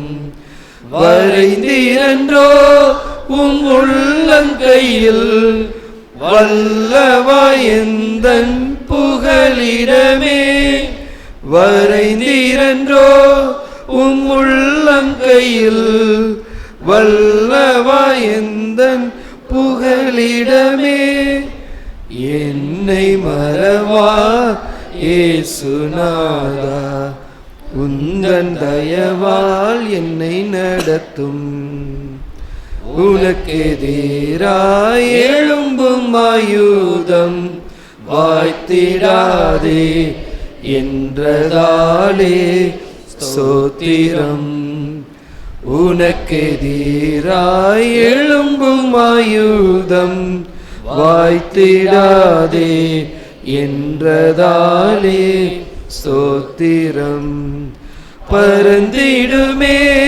உன்னாமத்திலே பரனே எனக்கா ஜெய கொடியே பரந்திடுமே உன்னாமத்திலே பரனே எனக்காய் ஜெய கொடியே என்னை மறவா இயேசுநாதா உந்தன் தயவால் என்னை நடத்தும். இந்த ஒரு ஆராதனையின் முடிவு ஜெபத்தை சகோதரர் அசோக் ஜோசப் அவர்கள் வந்து ஏறெடுக்கும்படியாக அன்போடு அழைக்கிறோம்.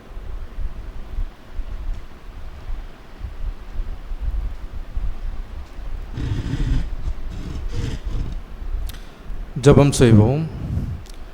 எங்களை கிருபையாய் நேசித்து வழிநடத்தி வருகிறதான எங்கள் அன்பின் பரலோக பிதாவே, உம்முடைய ஒரே பெயரான குமாரனாகிய ஆண்டவராய் இயேசு கிறிஸ்து நாமத்தினாலே இதோ சபையாராக ஒன்று சேர்ந்து வருகிறோம் தகப்பனே. இதோ இந்த நாளிலும் 40 என்ற தலைப்பின் கீழாக நாங்கள் சத்திய பாடத்தை கேட்டுக்கொண்டோம் தகப்பனே.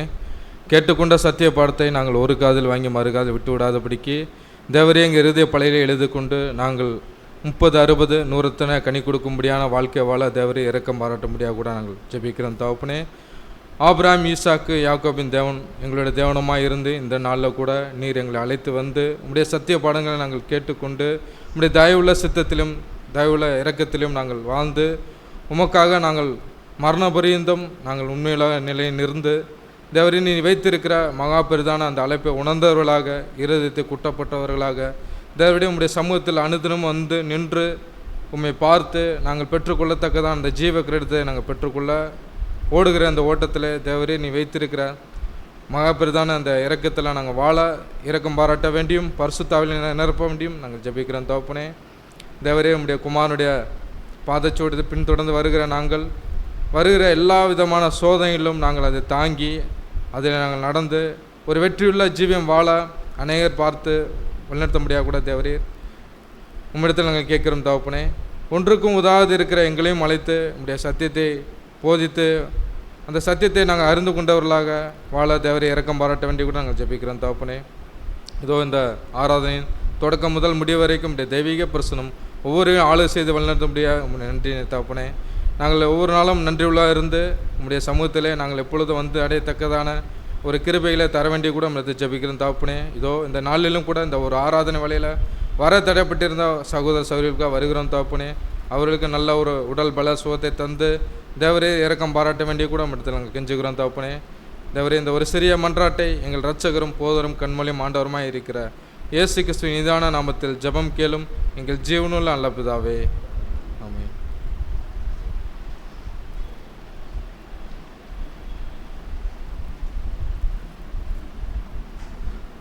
அனைத்து சகோதர சகோதரரும் அமரவும்.